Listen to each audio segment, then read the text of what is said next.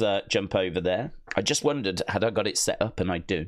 So here we go. Look, we've got Liv Morgan and Raquel challenging for the Women's Tag Team Championships. They're taking on Bianca and Jade. We got Big Bronson Reed's going to be live following the brutal attack last week. And then we've got Gunther set to address Damian Priest. So a few bits, not loads. Obviously, the rant, which I'm going to try and not do, would be about the tape shows and the fact that they're taping not just next week, but they're taping the week after. They're doing it because of Thanksgiving. There is divided opinion online about this, but I have no divided opinion about it. I think it sucks. And not only that, this week, because they're taping the next 2 weeks, this week's show is actually being taped as well, and they've started an hour, like they're going to start an hour earlier. Like, so when Raw begins at 1 a.m. for us, 8 p.m. in America, they'll actually start taping it the hour before, which means that you do run the risk of seeing spoilers or having people jump into the chat that's going to tell you basically what's happened on the show already.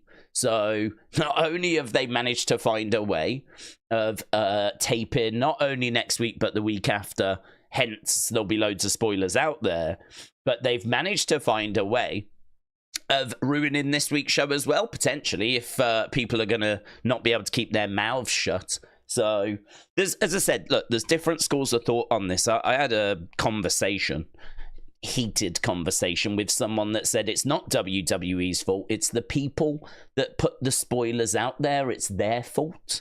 And I was like, well, you're never going to stop that, because in this day and age, everyone is after views, likes, and engagement. You're never going to stop that. WWE know that, and so I can't blame the people that are, like, you know, putting the spoilers out there. Really, WWE know the second they put a tape show on that that is going to happen. So you're not going to stop that. So, like, you can't, you just, it comes with it. So, oh God, I flipping hate it. I so hate it. And it winds me up as well. It does annoy me. These people that are like, oh, you love to see it. No, speak for yourself. Not all of us love to see it, thanks. But there's lots of those kind of accounts that are like, oh, they're taping it for Thanksgiving. You love to see it. It's like, no, I'm drowning, literally drowning in notifications from people that are livid about this, that are really upset about this, that are really disappointed about this as well. Because for a lot of people, there's a lot of fans where wrestling's really important in their lives. Like, you know, there's people that have got illnesses. There's people that are carers. There's people that are doing jobs they really don't enjoy. There's people that are going through some really dark times, you know? And, like, wrestling is a real escape for people. Like, sometimes we don't really appreciate how important wrestling is. We talk about how important wrestling is, but I don't think we really understand at times how important wrestling is. So to a lot of people, this is just like tape shows. This is just, yeah, let's tape these shows. But actually, it's a lot more than that to a lot of the fans that are out there. And so to have their favorite shows of the week spoiled, and not just 1 week, but now, you know, potentially tonight's show can be spoiled, next week can be spoiled, the week after can be spoiled, exactly the same for SmackDown, which is going to do a double taping as well. And you go, you know, that's a lot to kind of put the fans through. And so what's the upside? What's the positive? The positive is wrestlers get an extended period of time off for Thanksgiving. I have no problem with them getting like a few days either side of Thanksgiving, but as someone that worked in retail, I really don't have any sympathy for people having like all this time off. Like, that doesn't exist in retail. Like, in retail, you get a couple of days off for Christmas and that is it. You know, if you're a bus driver, a taxi driver, if you work in retail, if you are a doctor, a nurse, a GP, a receptionist, for certain places, you ain't getting this time off. So, I don't know. It might paint me as a bad guy having such opinions, but I don't look towards the wrestlers. I look towards the fans. And I hear from the fans. And I have them getting in touch with me, telling me how disappointed and, you know, how upsetting this is that their favourite shows are going to be spoiled. I see that. I hear that. And I care about them more than I do multi-millionaires, which are the wrestlers, enjoy an extended period of time off. So if that puts me in a minority, I really don't care. I really don't care. Because if I have to choose between the wrestlers and the fans, and I see these messages that I'm telling you about, I know which side I'm facing. I know which side I care about. And I'm looking more towards the fans. And I do think some of these other IWC accounts, they just don't take that into consideration. They don't think about that. They just look at the wrestlers getting time off and they're like, oh, that's lovely for them. But I don't know, their brains don't go further than that. Their brains don't think about the fans that are having to kind of put up with these shows being spoiled on what now feels like a very consistent basis. It feels like this is happening more and more. I feel like this is something that's getting worse. I feel like this is something that's spiraling. And I don't know. I mean, listen, if these shows' ratings bomb, they'll soon change their opinion. They'll soon go back to them not being taped. Make no mistake about it. They'll soon go back. But I love WWE, and I love WWE too much to campaign for such a thing, you know? I could not do watch-alongs for tape shows. I could put out messages saying we should boycott them. They'll soon change their minds. But I'm not going to do that because I love WWE. And I appreciate the wrestlers. I do think there's a balance. And I think this is what I'm going to conclude with. I do think there's a balance. And I don't think the balance is right in this occasion. I think you have to give the wrestlers some time off. I have no problem with that. I don't have a problem with them having the Monday off before Thanksgiving. Thanksgiving's on the Thursday. I don't have a problem with them having the Monday off. No problem, right? Haven't got a problem with SmackDown being taped the day after Thanksgiving, right? I don't have a problem with that, right? I don't consider myself heartless, right? I'm fine with that. But if Thanksgiving's on the 28th, why are we recording the 18th? Raw, the 18th? That's 10 days before Thanksgiving. 10 days? Why not do the 18th live and then record the 25th? I mean, it doesn't... I don't know. I just rant over. I could keep going, but it ain't going to change anything, so... we might as well move on to other things. Curtis said it's my first month as a member, and I hope you're doing well. I'm doing all right, thank you. I'm just in a bad mood because of the tape situation. And you know what? I wouldn't even be in as much of a bad mood if I was looking around and people were kind of, you know, the big accounts were kind of pulling together. There's a lot of fans that are contacting me that are very upset, disappointed, frustrated. And then I look at the bigger accounts out there, like, you know, Julian Weeks, Fade Away Media. I think WrestleLamia has put some out as well. Like, these accounts are like, you love to see it. And it really feels like a betrayal of the fans, in my eyes. It really feels like, nah, there's a balance here. And they've got this balance wrong. And there's a lot of fans that are really disappointed and really upset at this. And you're not going to represent them. You're just going to ignore the fact that those feelings are out there. And actually, even worse, I'm seeing some big accounts going after those fans, going, I can't believe some of you are moaning. Don't you want the wrestlers to have some time off? It's like, there's a balance. You know, what about the fans that really look forward to these shows, and these shows are being spoiled, and this is like a major escape for people? There's people that are in some really dark places, and wrestling is a real light for them. And so to have the shows ruined is, I think, worse than some people consider. I don't think people fully appreciate that there's two sides to this story. It's not just like let's let the wrestlers have time off and let's all be lovely about it. There is another side to this story that is not being considered by some of these bigger accounts. So, rant over. I know I keep saying rant over. That really is my rant over. But, yeah, frustrating. If you are not bothered, that's absolutely fine. You're getting your way anyway. If you're not bothered by this, I would say it's fine, innit? You're winning. Like, you're getting this. Like, it's happening. Like, you're fine. You're up. But if you are bothered by it, just know I see you. I hear you. I understand your frustration. And I share in it as well. Yeah. So, really, there shouldn't be a reason for anyone to feel like they're losing right now. Other than the people that are having to suffer these tape shows. But you're not alone, right? You're not alone. I've had loads of messages from people. Absolutely loads. So, I don't even know that I am in the minority on this, actually, considering the amount of people that have been in touch.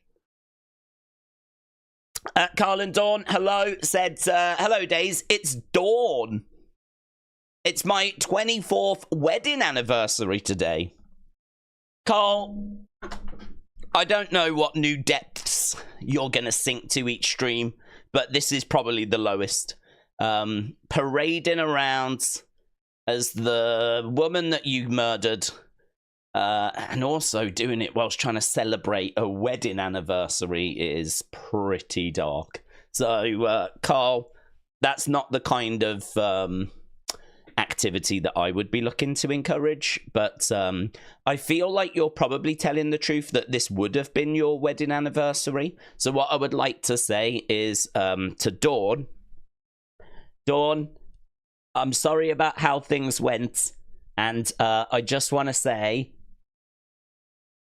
happy wedding anniversary to Carl. I mean, I know it's not a good look, is it, what went down, but happy wedding anniversary to Carl. It would have been your, was it 24th? It would have been your 24th.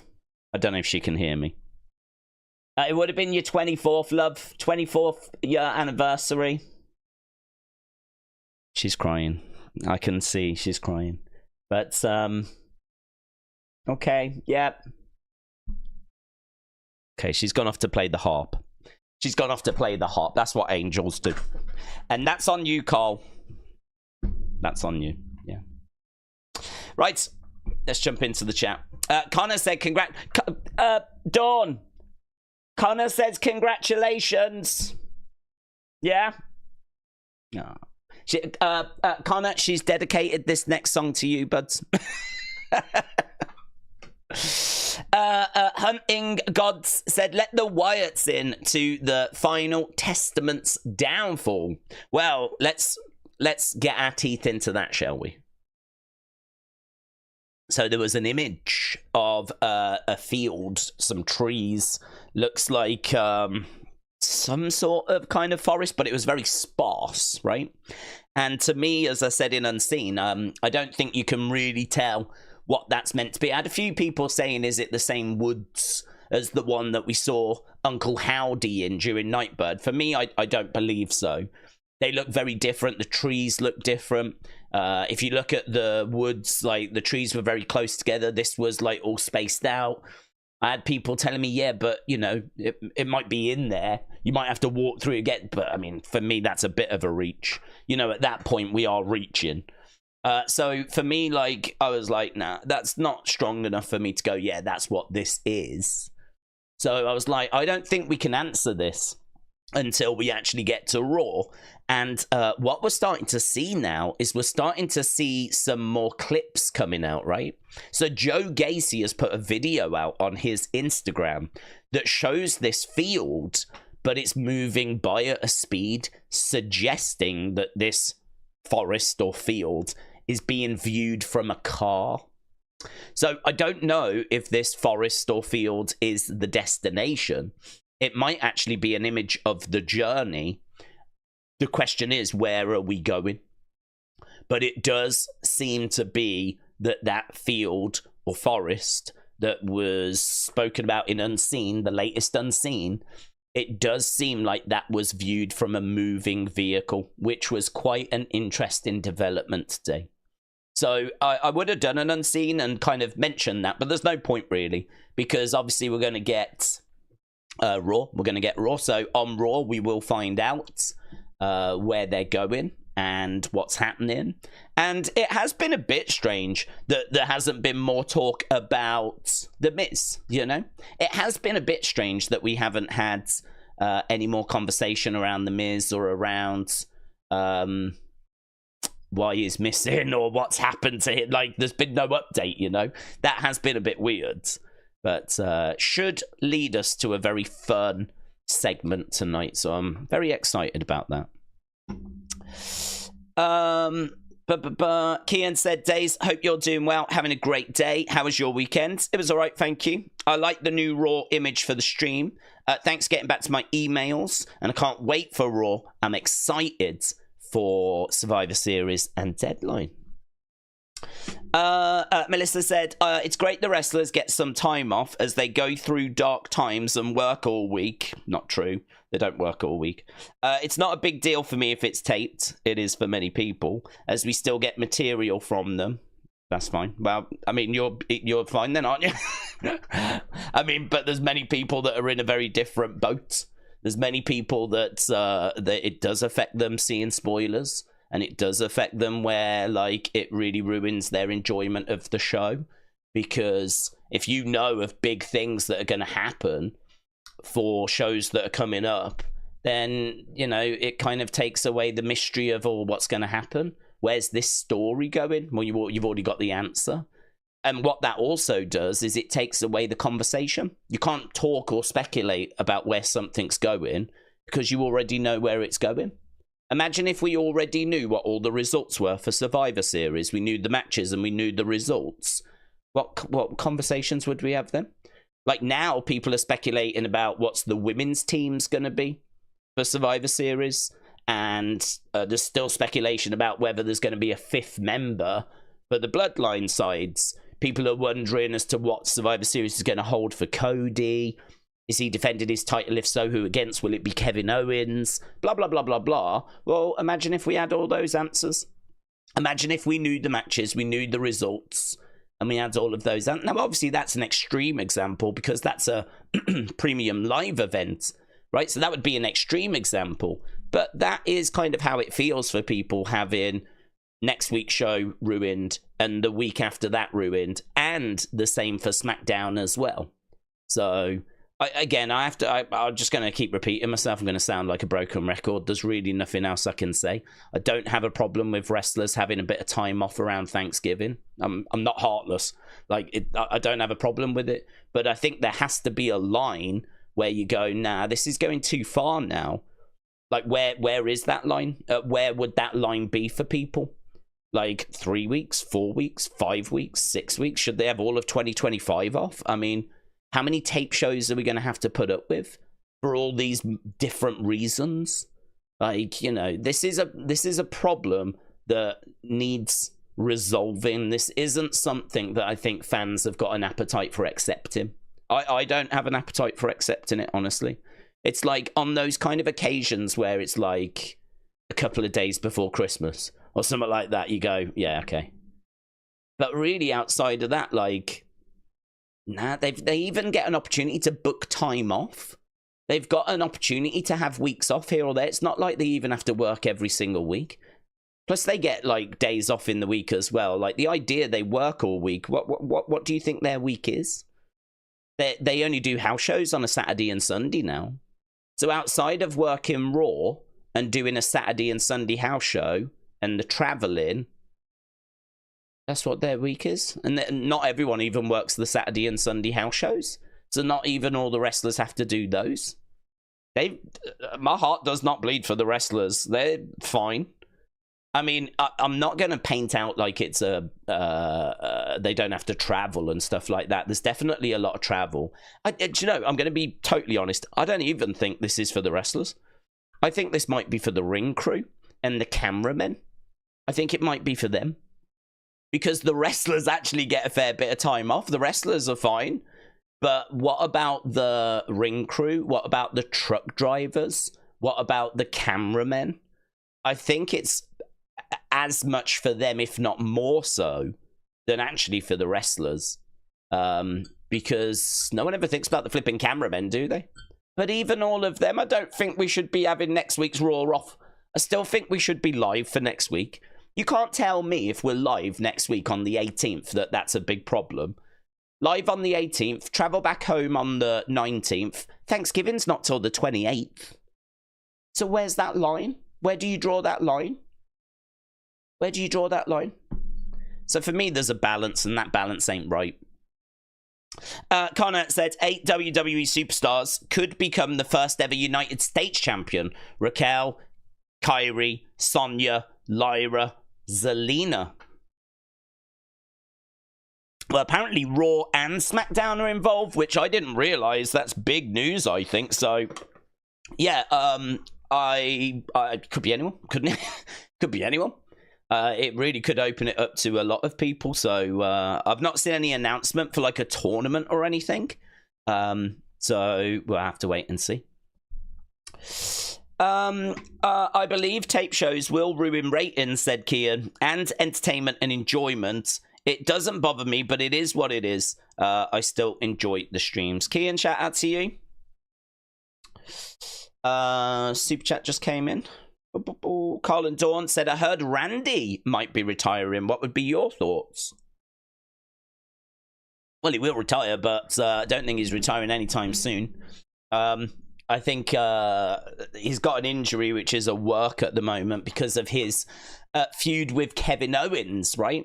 So he's got an injury at the moment, not a real one. And we're building towards a match with him and Kevin. And then, honestly, I think he turns heel. I can see him feuding with Cody, and I see him having a match with Cena, and I don't see him retiring anytime soon. Unless he's suffered some sort of injury that's not yet been reported, and this injury angle is a way of giving him the time off he needs to go and get that fixed. But I'm not aware of that, and that's not been reported anywhere. Nowhere that I've seen, or nowhere big that I've seen. I don't think there's anything in him retiring anytime soon. Aaron, hello, my friends. Aaron said, I don't like the tape shows. I don't see spoilers. But knowing it's taped, it's not the same. I get what people mean. Does this continue on Netflix? Will we see CM Punk tonight? Aaron, shout out to you, my friends. Okay, there was 2 questions there. Will the tape shows continue on Netflix? Yes. They will, because even if we're on Netflix, if WWE want to give the wrestlers time off for Thanksgiving, it's not a distribution problem. It's a go off and have time off with your family thing, right? Which, you know, that's a nice thing for them to do. But again, for me, there is a balance. There is a balance because there are, I keep repeating myself, but there are fans that really rely on the shows, and the shows mean a lot to them, right? So for me, there's a balance. I don't think the balance is right on this occasion, right? So I would love it if we were all in agreement on that, because then I think we could send a loud message to WWE that, yeah, we're here for the wrestlers. We love and respect the wrestlers, but we love and respect the fans as well. And this is a problem for a large amount of the fans, right? So I feel like there's that balance. I don't think this is fixed on Netflix because they're still going to want to give the wrestlers extended periods of time off for Thanksgiving. And, you know, what about Easter? What about Christmas? You know, blah, blah, blah, blah, blah, blah. I mean, it starts adding up. And then you've got the other thing as well of what about Saudi Arabia? If they're going to keep doing shows on a Sunday and then tape them and air them on Monday. What about when we go to Saudi Arabia and they tape the SmackDown on a Friday? Right? I mean, if we go to Netflix, that doesn't change, does it? It's not the distribution that's the problem with some of this stuff. It's so unfortunately, this looks to be a problem that is not going to get solved. I really think the only way it gets solved is if the ratings crash. If the ratings crash for the taped shows, then all of a sudden this lovely, let's give the wrestlers time off, oh, that'll magically go away, right? Make no mistake about that, that'll soon go away, right? Just like if they were in a Monday Night War with AEW, yeah, this wouldn't be happening. If they were battling against AEW and it was a real cutthroat Monday Night War, do you really think they'd be giving them next week off? Because I flipping don't. So, you know, they're doing it because they have got room to do it. They've got license to do it. And it's kind of like, you know, middle finger up to the fans, really. I don't think WWE view it that way, but that is definitely how it's been received by a lot of the fans. As I said, my notifications are rammed. That's why I feel very comfortable sitting here having this conversation, because as much as I know there's going to be people that disagree, I'm fully aware there's people that massively agree because I've got my notifications. And I'll soon side with the fans over the big IWC accounts. I'll sooner side with the fans over going with big IWC accounts. I think they've really let themselves down, to be honest, some of those IWC accounts. But whatever. So unfortunately, I don't think the Netflix thing is going to fix it. And then will we see CM Punk tonight? I feel like he comes back because the rumor was that he was going to face Gunther, and so for the title. But I don't think that's happening anymore, right? I don't think that's happening anymore. I think it feels like we're getting Gunther, Damian Priest, and I'm not sure that's been announced for a Raw. But the word on the street was Gunther against CM Punk, the Survivor Series. I'm in the dark as to whether we get that. If we are getting that, then we're going to have CM Punk around because we're going to need that build. It's hard to imagine Punk not being at Survivor Series. So I've got to think that Punk will be around. I've got to think that he'll make his presence felt.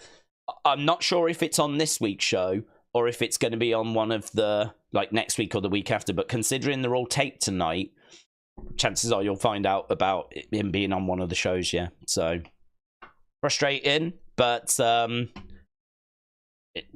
there's nothing I can say. I wish there was something I could say. I wish I could be like, guys, we've just got to get through this, and then that's it. You know, it's back to normal. Like, it's just a one-off. But it's not, is it? We've just been through a period of this, and I thought we were through it, and now here we are with another period of it. And who knows, perhaps they'll do it around Christmas. They normally do it around Christmas, so perhaps we'll do it around Christmas.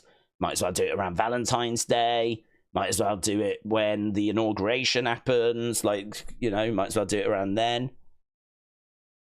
I'm sure we could do it for National Popcorn Day, whenever that is. We could, you know what I mean? Flipping, where'd you draw the line? I said I wasn't going to rant. I can't help it. I'm flipping livid. Wrestler Andy said, Daze, have you ever had a spoiler of a big wrestling moment? I remember finding out about Jeff Hardy winning the WWE title before I got home to see it. Well, obviously the famous one is the Mankind's one, isn't it? But that wasn't spoiled for me because I never used to watch WCW. But so that was the big one. Spoilers, I think it's returns, to be honest, that tend to get spoiled. So, you know, all of the Triple H returns were spoiled. But were they big? I mean, like when Carrion was coming back, when Braun was coming back, they were all spoiled. I'm trying to think if there was a title win that was spoiled. Yes, Keith Lee. Keith Lee winning the NXT championship. Do you remember that picture was taken by one of Indashir and posted, even though it was a tape show, one of the flipping wrestlers posted a spoiler, actually took a picture and put it up online. So Keith Lee winning the NXT championship. Again, is that major? No. It's not like Daniel Bryan winning it at WrestleMania, right? But that was one that I remember as well, of an actual title change being spoiled. It was only the other week that Motor City Machine Guns winning the titles was spoiled. So, like, that was doing the rounds as well, wasn't it? And, of course, seeing all of the Bloodline back together in the ring, or seeing Jimmy, Jay, and Roman in the ring throwing up the wands, that was doing the rounds on social media just the other week. That's a big moment. That's a big moment, having Jimmy, Jay, and Roman in the ring together again, throwing up the wands, all on the same page. That was a big moment. And so that was literally just before Crown Jewel. So yeah, it's I can't think of any really in the past, to be honest, because I was at work. So like, and I wasn't really engaged with social media. So like for me, social media has like really grown, and it's become a lot more a part of people's lives. Whereas, you know, I used to get up, go to work, get back home, and really my social media was just catching up with friends. Wasn't on Twitter, you know, wasn't really part of my life until I got into like content creation. But I mean, in this day and age, I just don't see how you'd be able to avoid spoilers now. I mean, everyone's accounts are so much bigger. You know, the presence of these companies are just so much bigger than they were. Everything has grown substantially, even since the pandemic, let alone going back 10 years or so ago.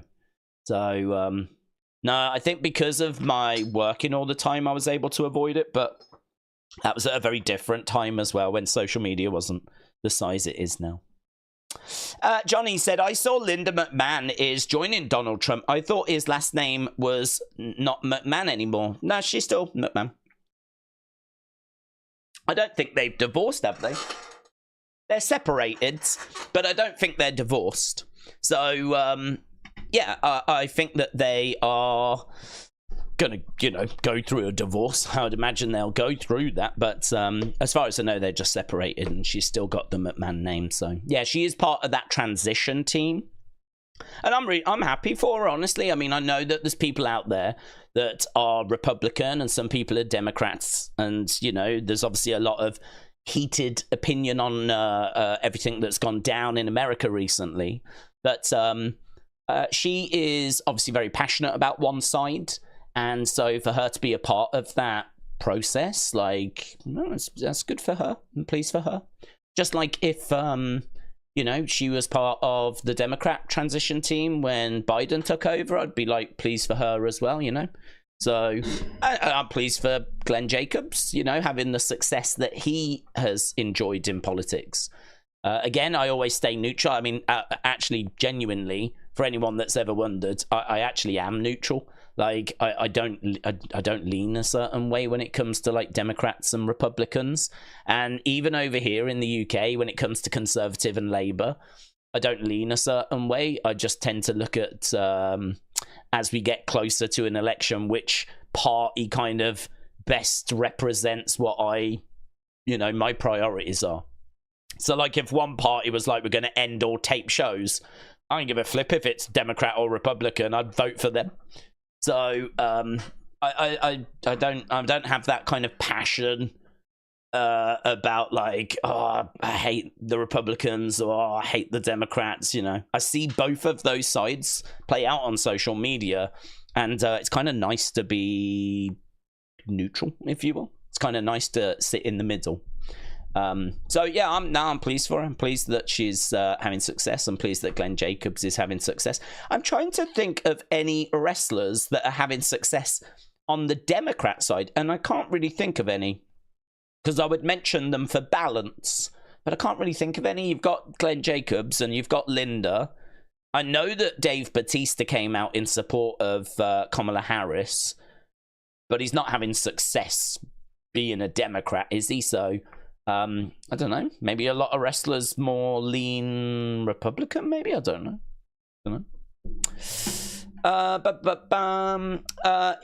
If you are that petty and you don't want to be a friend or talk to me because of who I voted, then I don't need you, says Kelly.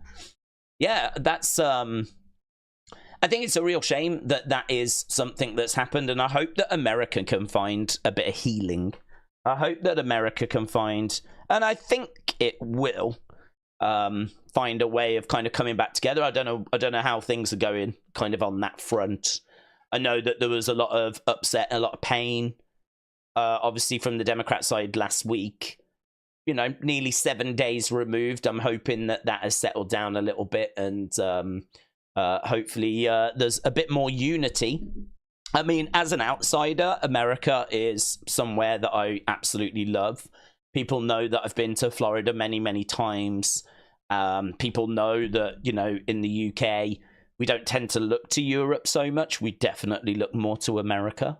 And maybe part of that is why we don't, you know, Brexit. Like, maybe part of it was we just don't feel connected with Europe in the same way that like France and Italy are, because they are landlocked.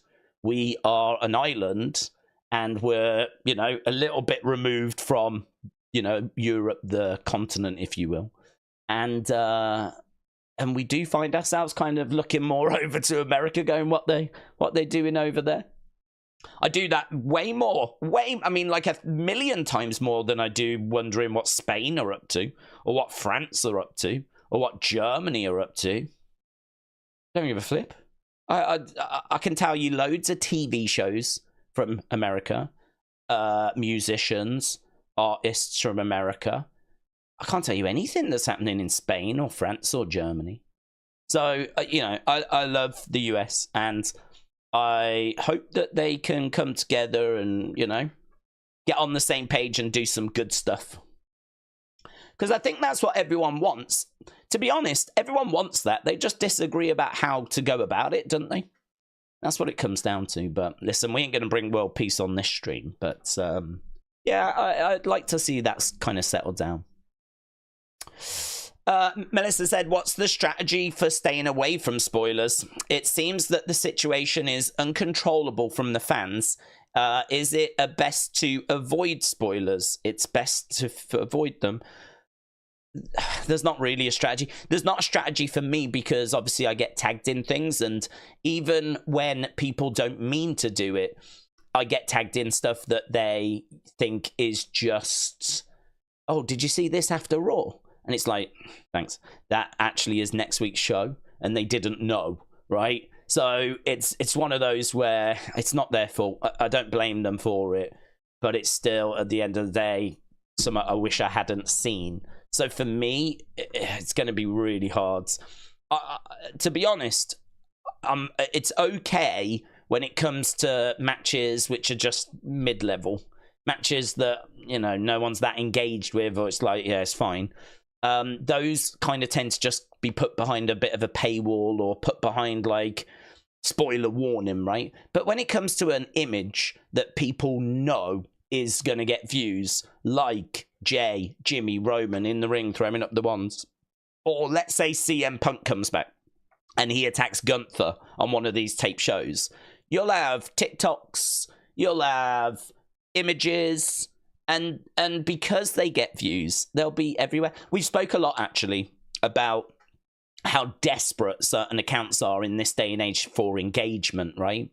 I got tagged in a couple of posts where there was one that was like, the fall of the Wyatt Sicks needs to be studied. And I got tagged like, is this true? Do we think the Wyatt Sicks have fallen? And I'm like, it's engagement farming. If you look at the account, the post, it had been viewed 400,000 times. And not for a second do I think that that person was being genuine.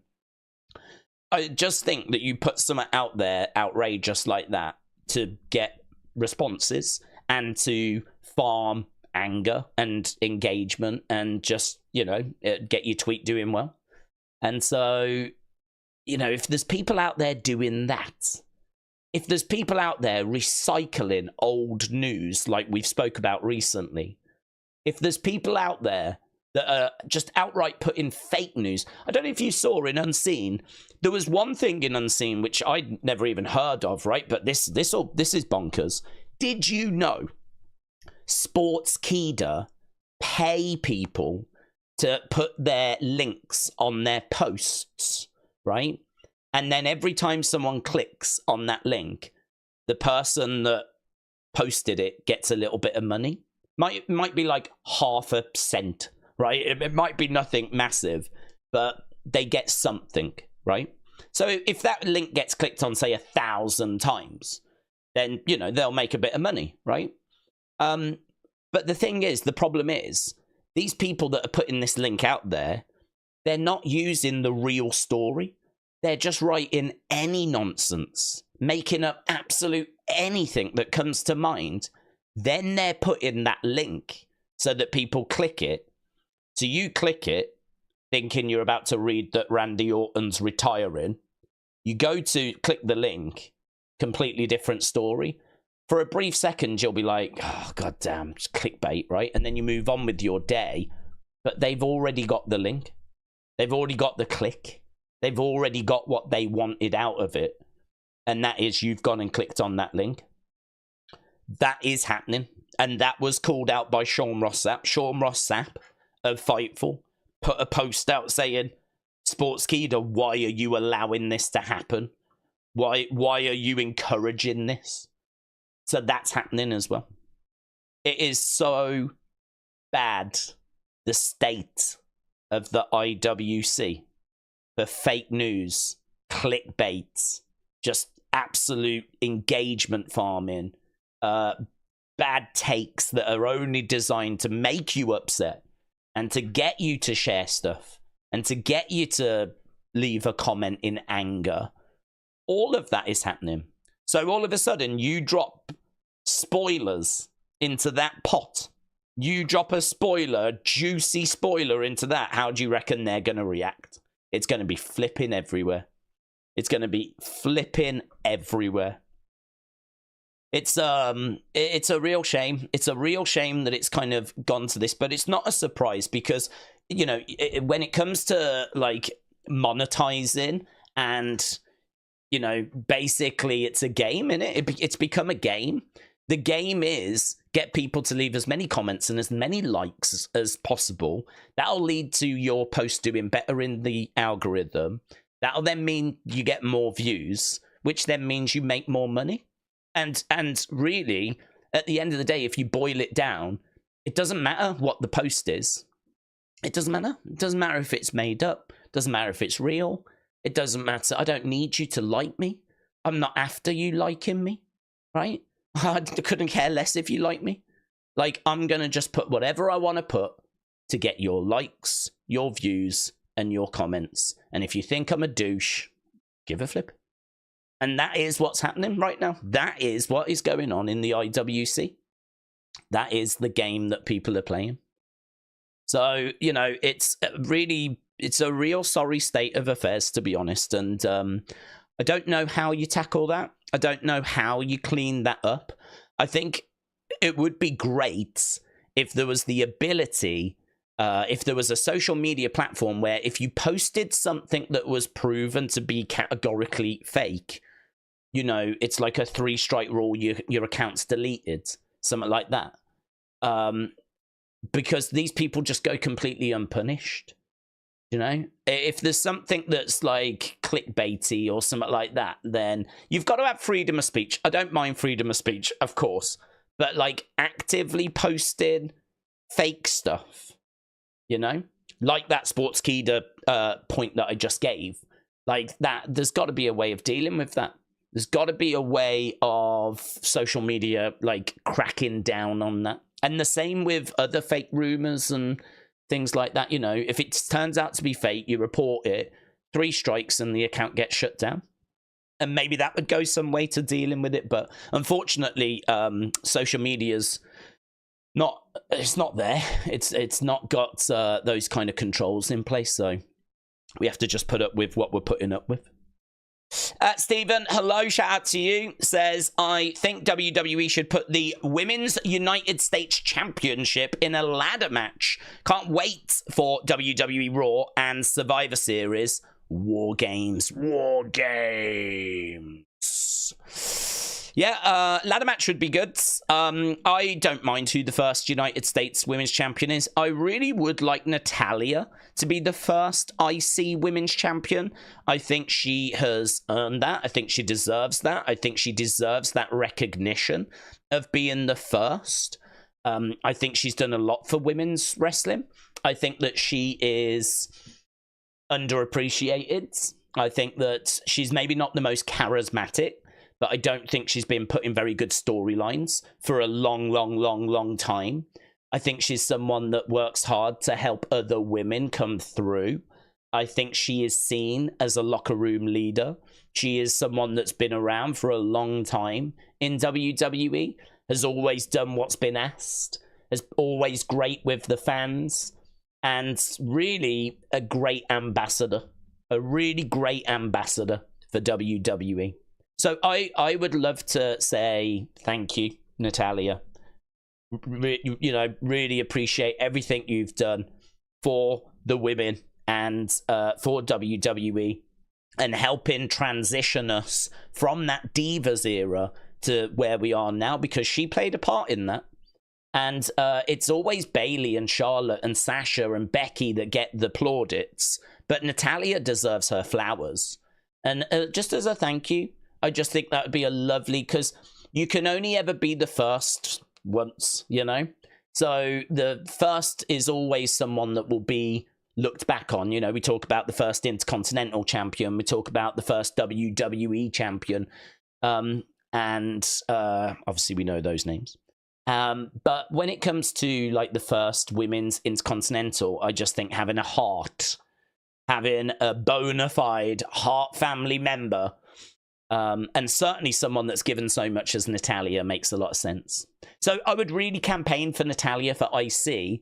I don't feel quite as passionate that she gets the United States. I don't really associate her with like the United States title. I think we'll get an Intercontinental at some point. If we do say thank you and give her that, then fine. If we do say thank you and give her the US title, then fine. But I would probably wait and give her the IC. So then I'd probably look at someone like Naomi and, go in that direction. I do think Chelsea Green has done some great work, but not over a long period of time, not in WWE. And I think she can have the belt, but does she need to be the first? I don't think so, personally. So there's a lot of people that will campaign for Chelsea, and it's fine. It's a perfectly good name. I ain't got no beef with anyone that wants Chelsea.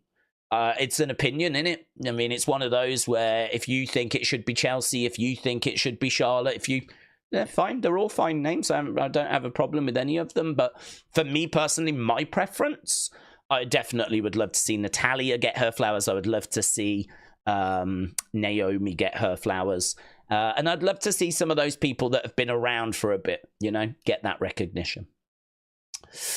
Melissa said, here's an idea for the web. After a UK YouTuber won a Guinness World Record for naming the most wrestling songs, you and Tommy should do it to see who would break it.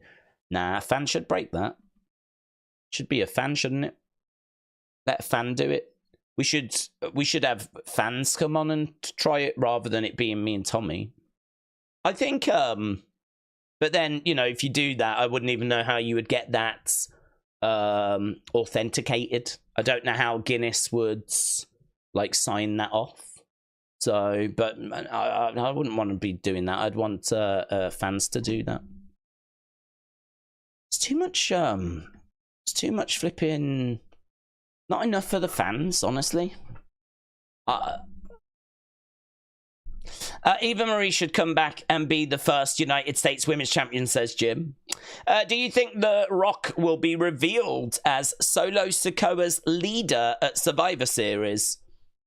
I think that he will be there, and I think that he could come out at the end. I don't know that he's going to be revealed as the leader. I mean, Solo is the tribal chief. We haven't been told of anything that's above a tribal chief. And actually, when Roman was the tribal chief, The Rock was acknowledging Roman. So we haven't really put pieces in place for there to be a higher power. So for me, I don't think it's going to go that way for that reason. I mean, I know on the Bloodline thing, he was listed as High Chief, right? He was listed as High Chief, and that is a real honor that he has actually received. He is really a High Chief. And so there was a lot of speculation around how does that fit in with Tribal Chief and all of this. But at the end of the day, he fell in line and he acknowledged Roman as we headed towards WrestleMania 40. So for all of a sudden now him to come in and not acknowledge Solo, but actually be above Solo. As I said, I don't think we've done the work for that. If we went that way, I'd have some questions as to what, how's this work? We've not done this before. There's been no word of this. I think Rock coming out and siding with Solo is absolutely possible, but being revealed as like being a leader or some sort of higher power, I'd have some doubts about that, to be honest. Shockwave, shout out to you. Hello. Metal Mama, hello. Kipata said, did you get the shirt box? So I did actually go for it. Again, this was in Unseen. I said the other day there was something really interesting and that was in the fun segment. And what it was you paid $150, which was not money that I was looking to spend, right? But that is very much, it's not, don't worry, it's not the Estonia money, right? But it has obviously come out of the tiny pot that I do have saved for the channel, right? If ever I need a new mouse, keyboard, or, you know, speaker, camera upgrade, microphone upgrades, any little bits and bobs we need kind of comes out of that little pot of money, right? And I really thought long and hard on this one because I don't need the item, but I thought, wow, it would be really fun to, if we do get it, do a video on it and see what's in there, right?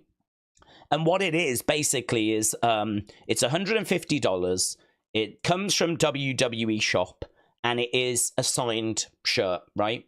But you don't know who you're gonna get. It's a mystery, and it's it could be Stone Cold, it could be Asuka. I mean, it's literally like the roster, really.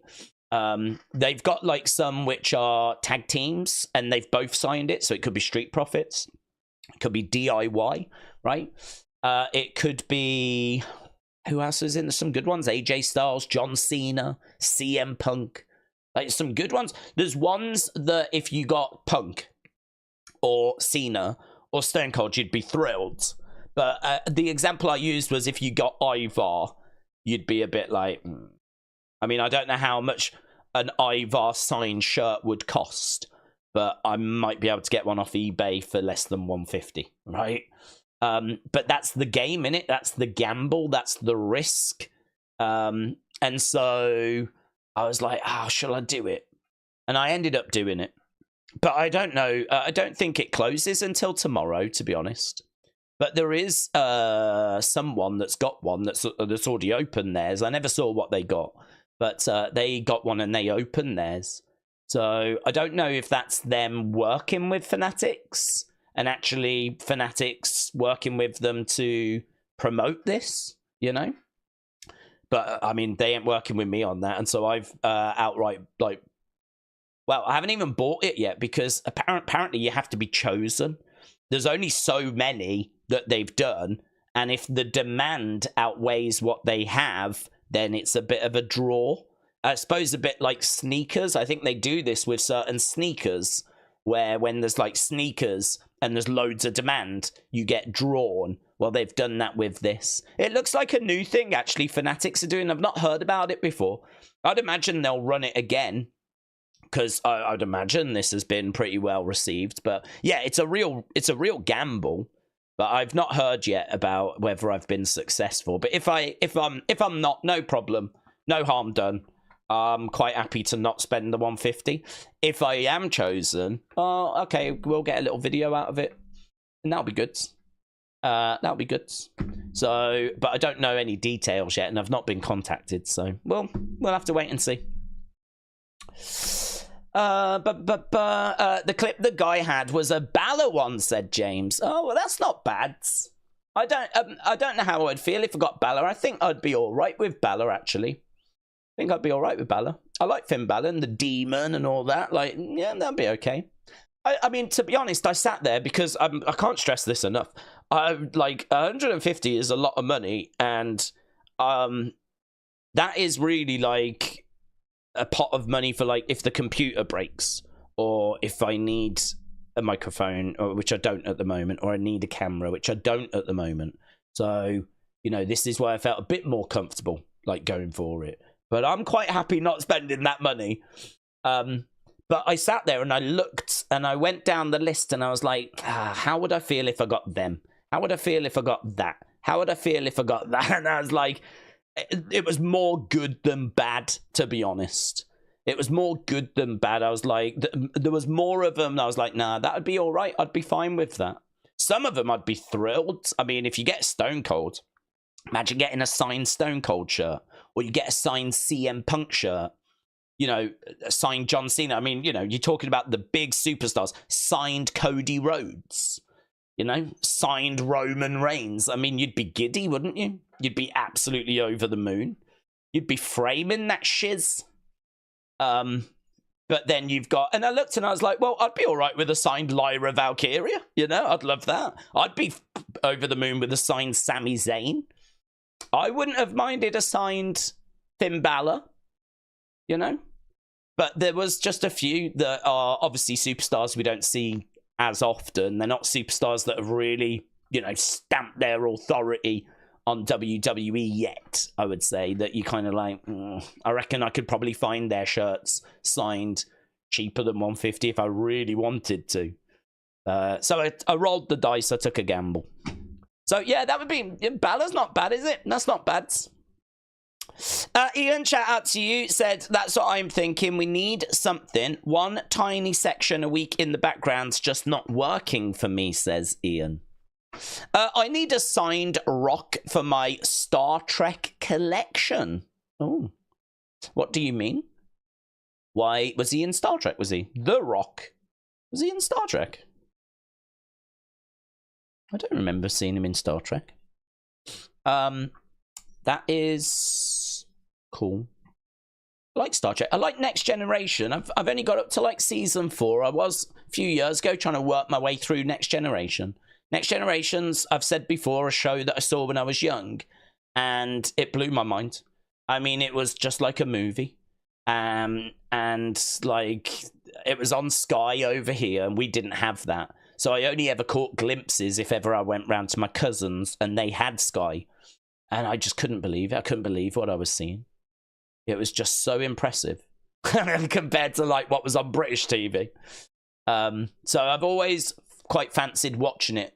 And obviously, you know, parts of it have maybe aged a little now, but it still looks great, actually. Next Generation still looks really good in 2024, considering it was out, what, late 80s, early 90s. Still looks great. So, yeah, I got up to season 4 on that, but I just ran out of time. I didn't get a chance to watch anymore. But I'd love to sit down and try and kind of work through that, you know. Daze, my bank still hates me for buying the NXT UK title. F spending $150 on a shirt. Yeah, they're expensive, aren't they? Titles, they are expensive. It is. It's one of those, isn't it, where you have to kind of just weigh it up and go, oh, well, you know, if you really want it, like you can't take money with you when you go. So, you know, you got to spend it. And if you're spending it on something that you really love, then so be it, you know? So be it. I get like 30 Sky channels. Well, look at you bragging, eh? I mean, when I was young, I never got any. Well, I mean, we had like a really basic cable package, which is pretty much gives you all the free channels you would get now. And it did come with Nickelodeon, though. I will give it that. It came with Nickelodeon, and it came with like the music channels, like the Box and VH1 and stuff like that. But really, other than that, it was like the channels which are just classed as free view now. So it was a really basic package, but I still loved it. You know, I was still over the moon at being able to watch Cartoon Network and Nickelodeon. I mean, that was amazing. So no complaints from me, but we didn't have Sky Sports. We didn't have Sky One. We didn't have the movie channels. We didn't have any of that when I was young. So Melissa said, I feel that Tough Enough should come back as it brought shoot moments. Interesting story. Bashams were told by Vince to win Capture the Flag versus the athletes, or they will be let go, and they legit won. That is interesting. Metal Mama said that would be too many corner workings to get 150 box. What does that mean? Corner workings? And I would end up getting someone horrible. I know. I can't even think who. I don't know what you mean by corner workings, but I hope you're safe. In regards to, I mean, I can call it up. I can. I don't know what it was flipping called. It was like unbox or something. I can't even remember where you go for it. It was a little bit hidden away. Someone had to send me a link to it. Yeah. I don't think I'll be able to find it now. As I said, it was a little bit like hidden away. But it was just on the WWE shop. Unbox. WWE shop unbox. No, I've just got a load of unboxings. Yeah, I'd show you the list. We did look at it in Unseen anyway. It was in Unseen, and we spent a bit of time going through it. So, yeah, I went down, and there weren't loads that I was like, I mean, there was quite a few tag teams. I was like, but then you do get 2 signatures, you know, so that's not bad, I suppose. But like, it's hard to get too excited about some of the tag teams when they just don't get used very well, you know. But yeah, obviously, fingers crossed. If I do get picked, Stone Cold, Punk, you know, someone like that. But yeah, I agree. It'll probably end up being flipping Michael Cole. I was joking. Oh, right. I didn't know if, well, I figured if, but I didn't know that you actually meant that. I thought you were meant something else, and it just sounded like that, so, okay. I was saying I'd have to work the corner, but it's too cold to do that, Shiz, says Metal Mama. Yeah, respect. It is too cold. Get back out there in April, yeah, when it's a bit warmer. Joy said, do we think that there will be a VHS tape from the Wyatts, or do you think they'll make an appearance? I think they'll make an appearance. No, scrap that. I think it'll be a tape, only because what has been teased has been that forest, which was in Unseen, the last Unseen, and it feels like it's from a moving car, well, because Joe Gacy tweeted out a little video clip earlier, and so that to me suggests that it's come out of a video. So I think it's going to be recorded. Can you imagine if it is recorded on this week's episode, but then they appear next week or the week after, and then we get all the flipping spoilers for that? So, yeah.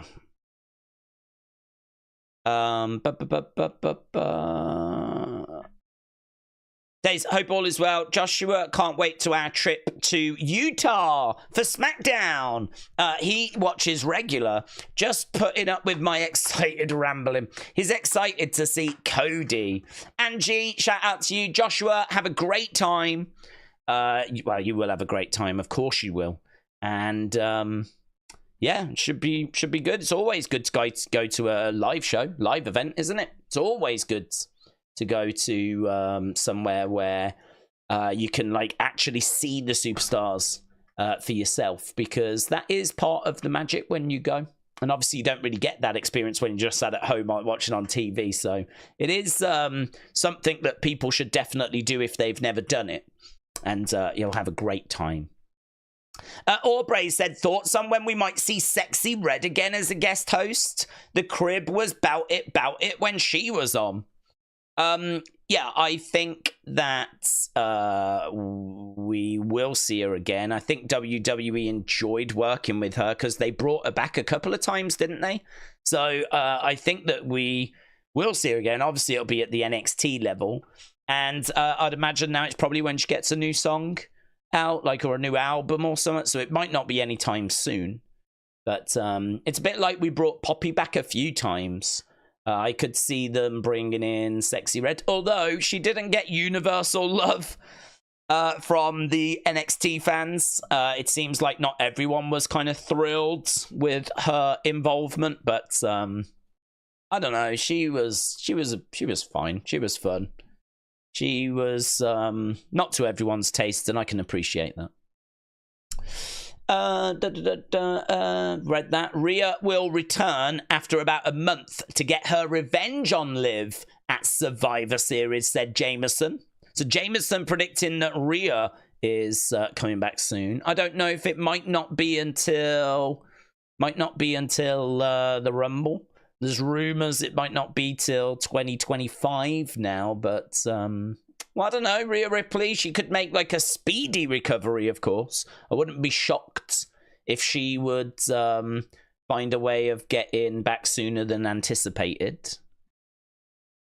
J. James said, Daze, are you better off not getting Wrestle Crates? You get 2 guaranteed autographs, a t-shirt, and some other cool stuff for $30 a month or £30 a month. It's a bargain, if you ask me.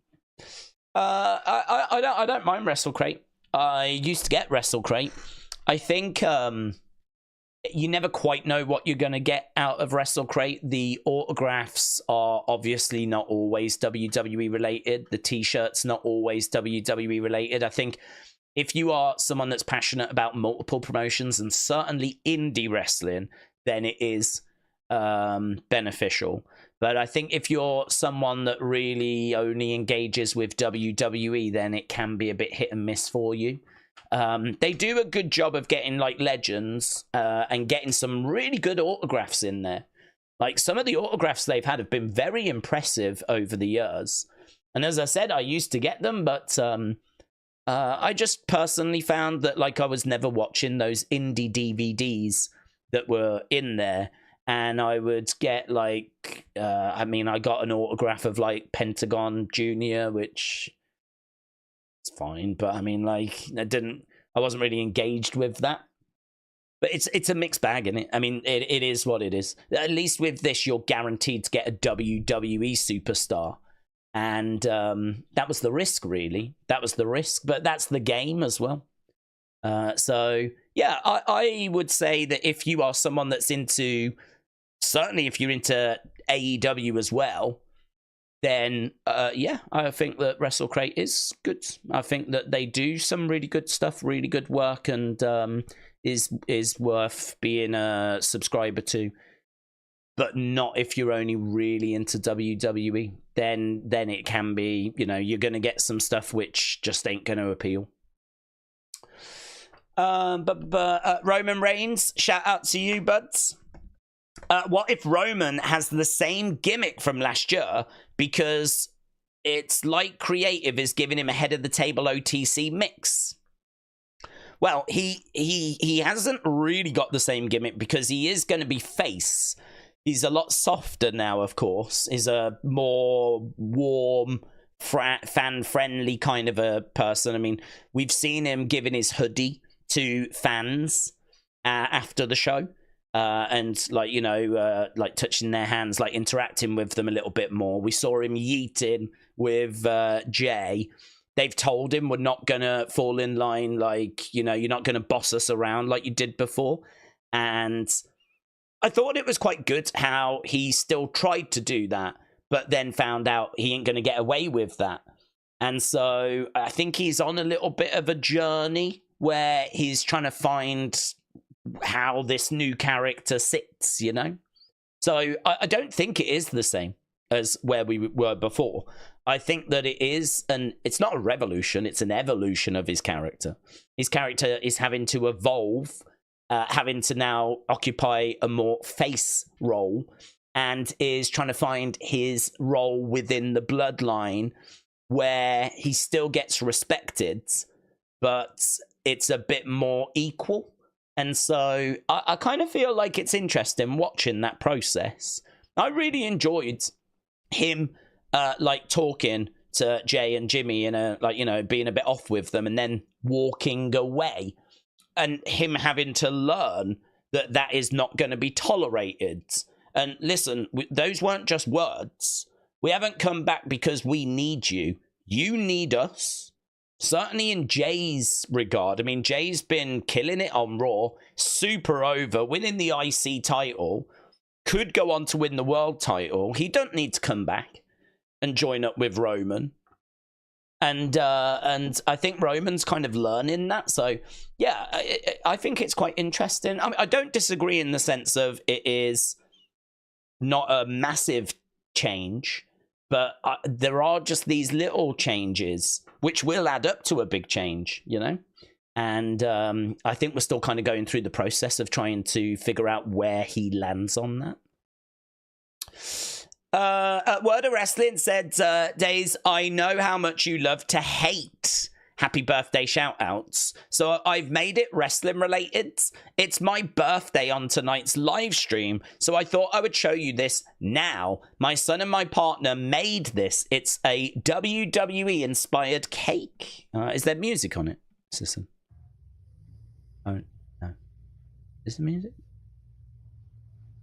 I'm going to take it down. So, here, WWE cake. So, Word of Wrestling, happy birthday. It does make it a lot more tolerable wishing happy birthdays if there is something like this, which is very interesting to show. So, actually, I don't mind this at all. So, there we go. I am wondering, though, can you eat, what can you eat of this cake? You can eat the bottom, but I don't think you can eat all this signage, can you? And can you eat those? Are those strawberry laces, maybe? I know you can't eat the figure. I'm guessing you can't eat the signage. You can't eat the ring posts. You can't eat the wrestler. And that might be it, though. Everything else you might be able to eat. Like the ropes you could probably eat. Obviously, the ring is the main thing you could eat. And I wouldn't be shocked if you could eat, like, the logo and everything. Or is that printed? Don't know, because you can get, like, edible sort of paper stuff, can't you? Don't know, it looks great. It looks great. I don't know who Andre's facing. But, there we go. It's very good. It's very good. Although Andre the Giant was never on Raw. No, he was never on Raw. So it's actually fake. So there we go. That's disappointing, actually, because it's got the Raw logo there, and Andre the Giant's in the ring, and he was never on Raw. And he was certainly never on Raw when that logo was around, because he was dead years before that. And he wasn't around when it was WWE either. So actually, now that I'm looking at it, it's a flipping disgrace. So I am going to retweet this, and I'm going to say, happy birthday. I hope all your dreams and wishes come true. There we go. Oh, look at that. Look at that. Beautiful. That was Yesterday's Unseen. You can... it was Nikki that tweeted this out, and you can see that image in the background. So that is the clue, I think, as to kind of what tonight's Raw is going to have for us. So... yeah, quite an interesting tweet, this one. And we spend quite a bit of time talking about it in that video. Let's go. Right, Connor said, Daze, for WWE stars to replace Carlito in Judgment Day, Omos might return to TV. R-Truth could reunite with the faction on Raw. Raquel, Judgment Day might convince Bron Breakker. If Carlito's going out, we could replace him with someone else. I don't know if it's going that way. It very well could be, but we're gonna have to wait and see.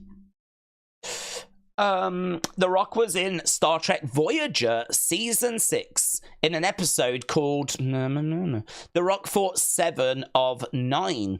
Dawn, shout out to you. I appreciate that. I didn't know that. I didn't know that he was in Voyager. I have not worked my way through Next Generation, so if I do manage to get through Next Generation, I'm sure I'll be hooked, and then I'll probably go into Deep Space Nine, and then I'll probably want to go to Voyager and Enterprise, and before you know it, I'll be sat here dressed like a Trekkie. In the full costume and everything, in the uniform. But unfortunately not at the moment. I've only got through 4 seasons of Next Generation. But it is good. It is good.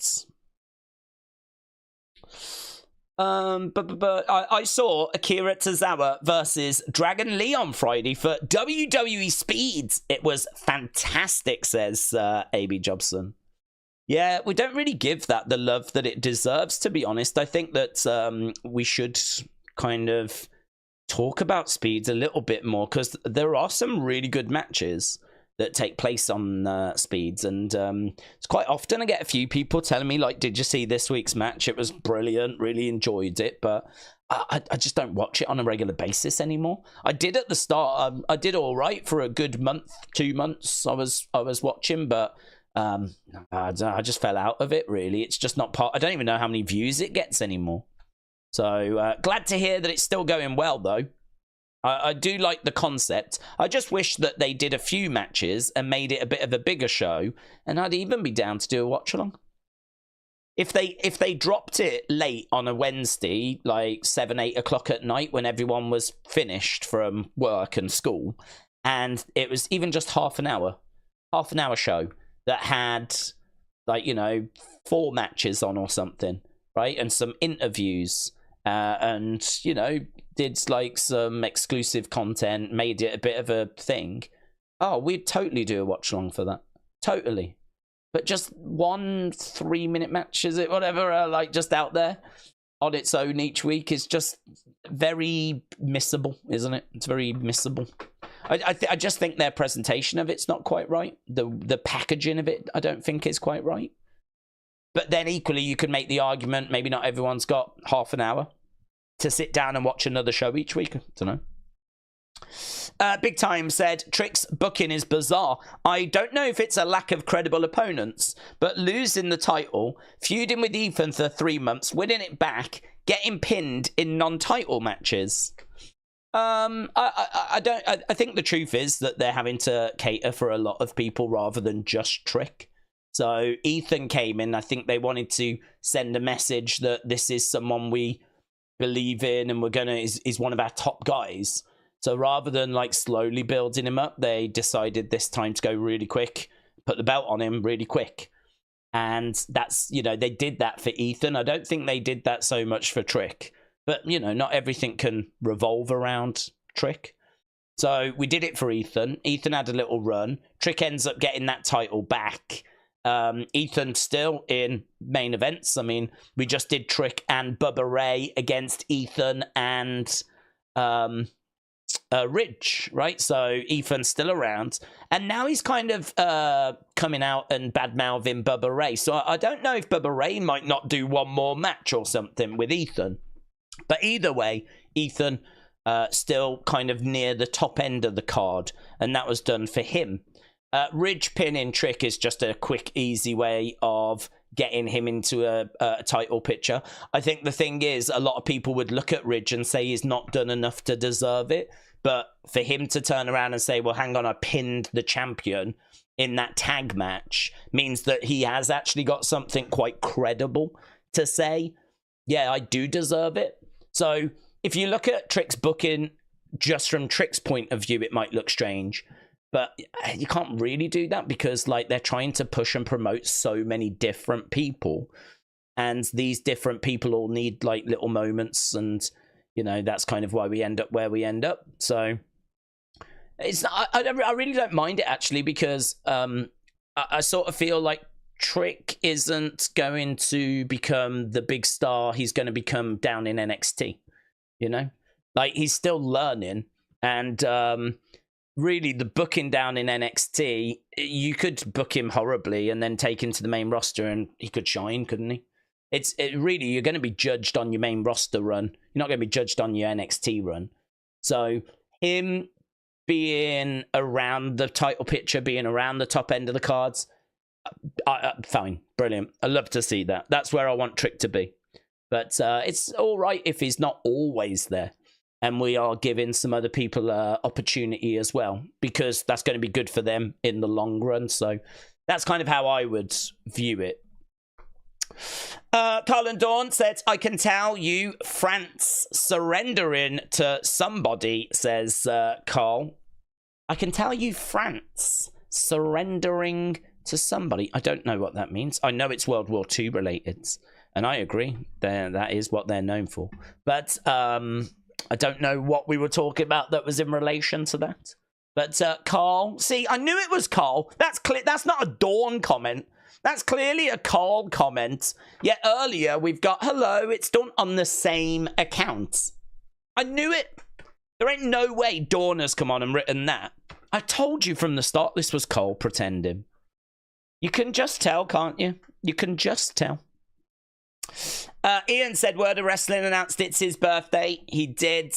We have honoured it. And I hope that he is having a lovely time. Jameson said if John Cena has 30 matches left, why is it taking so long to get a response or a teaser? Well, he's expected to be on the first Netflix show.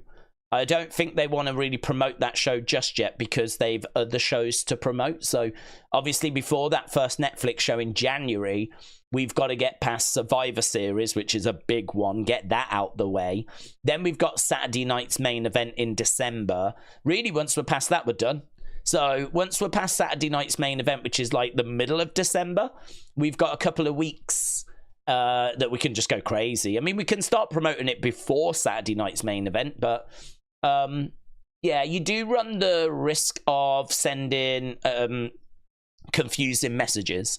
If you send a message that Raw's going to be on Netflix in January, I promise you there will be plenty of people that go to Netflix thinking that Raw is there now, and they'll forget the January bit, or they didn't pay attention to the January bit, and so, you know, it might cause a little bit of disruption, confusion. So I fully expect him to be on that Netflix show in January. I think we've still got plenty of time before we need to start really promoting that. I certainly think at least get Survivor Series out the way, and then boom, off we go to the races.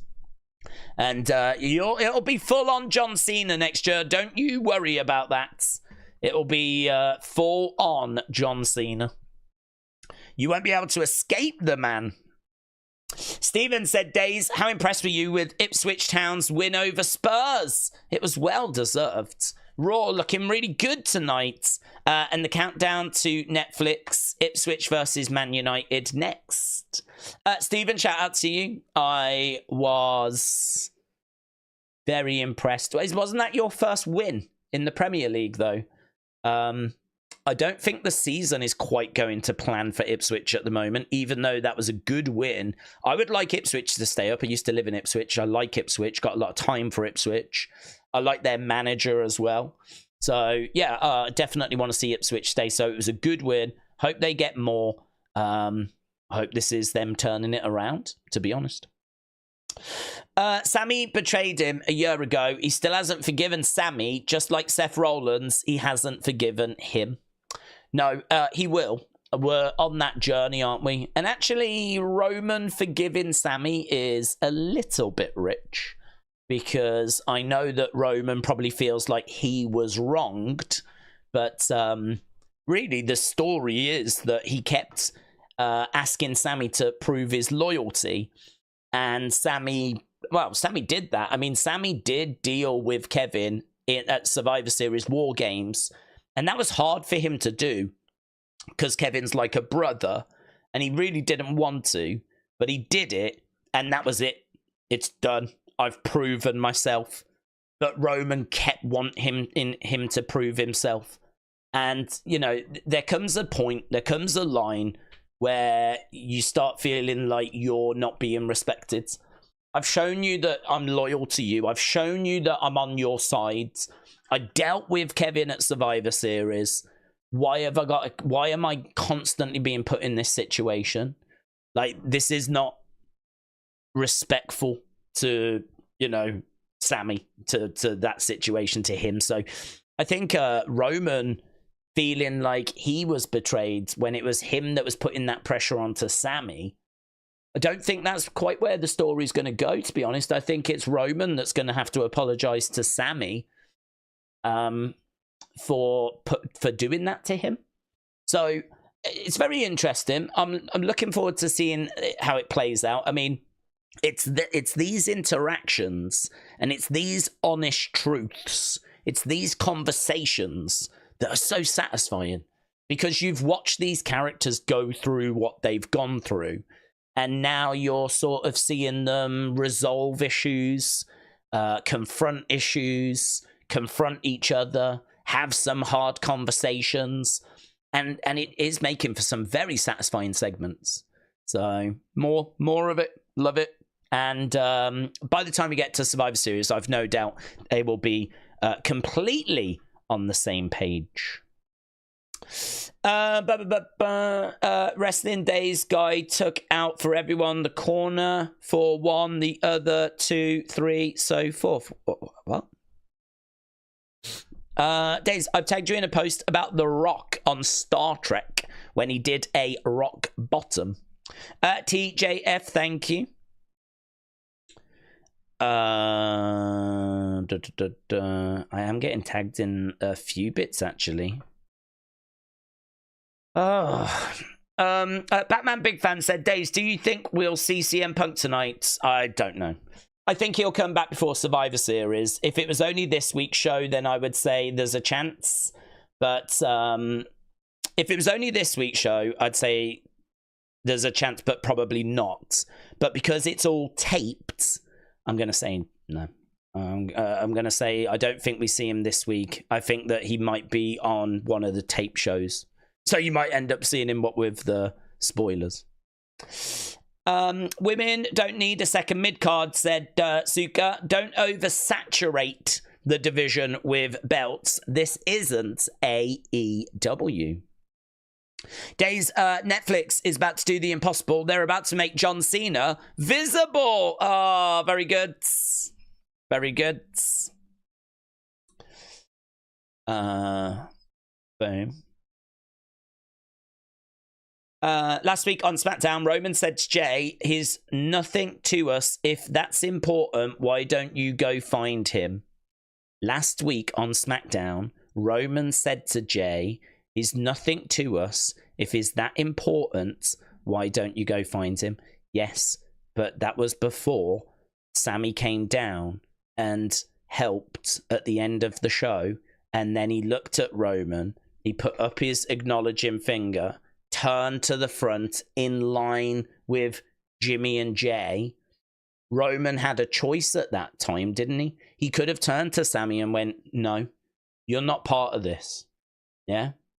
You're not family. You're not part of this. But he didn't. He put his finger up as well and stood in line with them. So there's no doubt in my mind that Roman is on board with Sammy being back in the bloodline. That is the message they were trying to send at the end of the show. He didn't tell him to get out or anything along those lines. He stood alongside him. They stood in a row of 4, all putting up that finger. So we've seen that he has been accepted now. And we've seen that we are moving in that direction. But I still think there's little conversations that need to be had. I still think there's definitely things that still need to be said. But yeah, it's good. I'm really enjoying it. Right. Kieran said, this is the 3rd best community ever. Kieran, thank you. We're working hard to take that top spot. Michael said, Drew McIntyre is listed on Survivor Series page as a featured talent on the website. Could he be 5th for Solo and War Games? I don't think there is a 5th for Solo and War Games. The rumor was that it was going to be 4-on-4, right? So that was the rumor. And so the rumor was it was going to be 4-on-4. Last week, Solo made a big deal out of him having a 5th person. But when he actually revealed who it was, he said, Sammy. So he thought he had a 5th person. He thought he had Sammy. He didn't. Sammy joined up with Roman's team. So right now, as of right now, it is 4-on-4, which is what the reports said was going to be the match. The match was going to be 4-on-4, and that was the plan. Now, plans can always change. They can always change. But there's no reason for me to think that they've changed. So at the moment, I'm thinking it is still going to be 4-on-4. And to be perfectly truthful, I want it to be 4-on-4. I want it to be that way because I don't want to add people for the sake of it. There is a history to this story. There is a journey that we've been on. And I really don't want to just add people for the sake of adding people. Like, just because we've got to get them on the card, let's shove Kevin in, let's shove Cody in. This is the OG bloodline, right? And taking on this new bloodline, it's all to do with family. We've addressed the fact that Sammy isn't technically family. That's already been acknowledged and addressed. And they've made it very clear he is family, right? Jay was like, I was wrong to say what I said. And even if Jimmy and Roman maybe still haven't quite come around, they're still standing in a row with him. They're still standing side by side with him. Yeah. He has shown his loyalty. And they have stood next to him. They all stood together at the end of SmackDown. It was a big moment, that image, actually. Big moment. So I don't know that we're getting a fifth. I really don't. Drew McIntyre being listed for Survivor Series. Apparently he's been listed for quite a few shows recently, but he hasn't been on them. I think there's a good chance that he will be at Survivor Series. I think there's a good chance. But I really don't think it'll be in that match. I really don't think it'll be in that match. Let's get back to the chat. I think we're doing quite well getting to as many different comments as possible. Daze, would you be ecstatic if you opened that shirt and it was a signed, it's Brennigan shirt with the words "I own unseen" on the back? Well, I would be shocked. I can tell you that much. It would be a surprise. I think I would, actually. I think I would. I think that would feel like a very personal experience that I would have just had, so I would not be against that. Kelly the Wise Lady said you missed Daze saying happy birthday to Words of Wrestling. And I meant it as well. I meant it. I do have my favourites.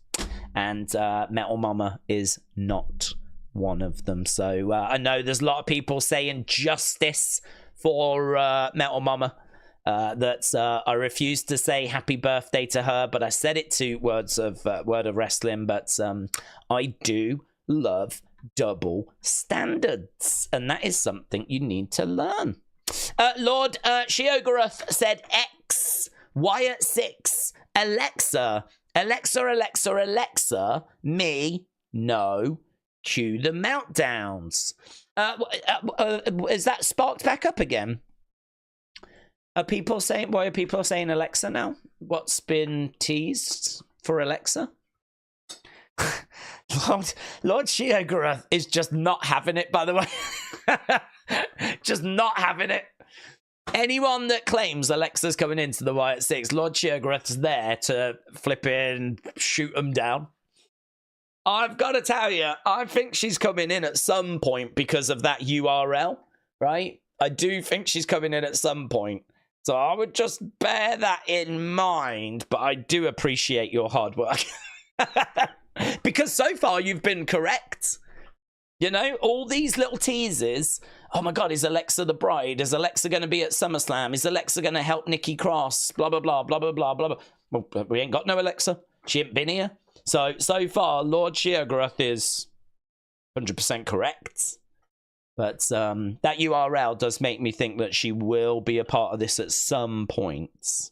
Certainly because the source code seemed to have the last letter of the name. And so the URL said A and the last letter said S. And so Alexa Bliss obviously makes sense there. But I don't want to say that too loud because Lord Sheogorath will shoot me down as well. It's coming for everyone. It's a tease that Alexa's coming back. What's the tease that Alexa's coming back, bud? What's a tease? A could be Axel. Yeah, but not with they were first letters. So the URL was like U for Uncle Howdy, J for Joe Gacy. So it wouldn't make sense that it would be A for Axel because that was his surname. He was Curtis Axel, so it would have to be C if it was going to be Curtis Axel. Plus, in the source code, it seemed to be the last letters. And the one for this, the final one was S. So he'd have to be Curtis Axel's if it was to fit. Which is why Alexa Bliss does feel like it fits. Which is why I'm just saying, all I'm saying, don't come hunting for me. I'm just saying, if that is where it's going and that is what that code is implying, she could be coming in at some point. Right? I just don't want to see you go in like really hard, like she's never coming in, you're all wrong, and then she does, and you're like, because you've been right so far. You've been right so far. You've been correct. But you could go to the casino one too many times, couldn't you? Sometimes when you're on that roulette wheel, you have to know when to walk away, you know, rather than just constantly keep putting down new bets. You have to know, take your winnings.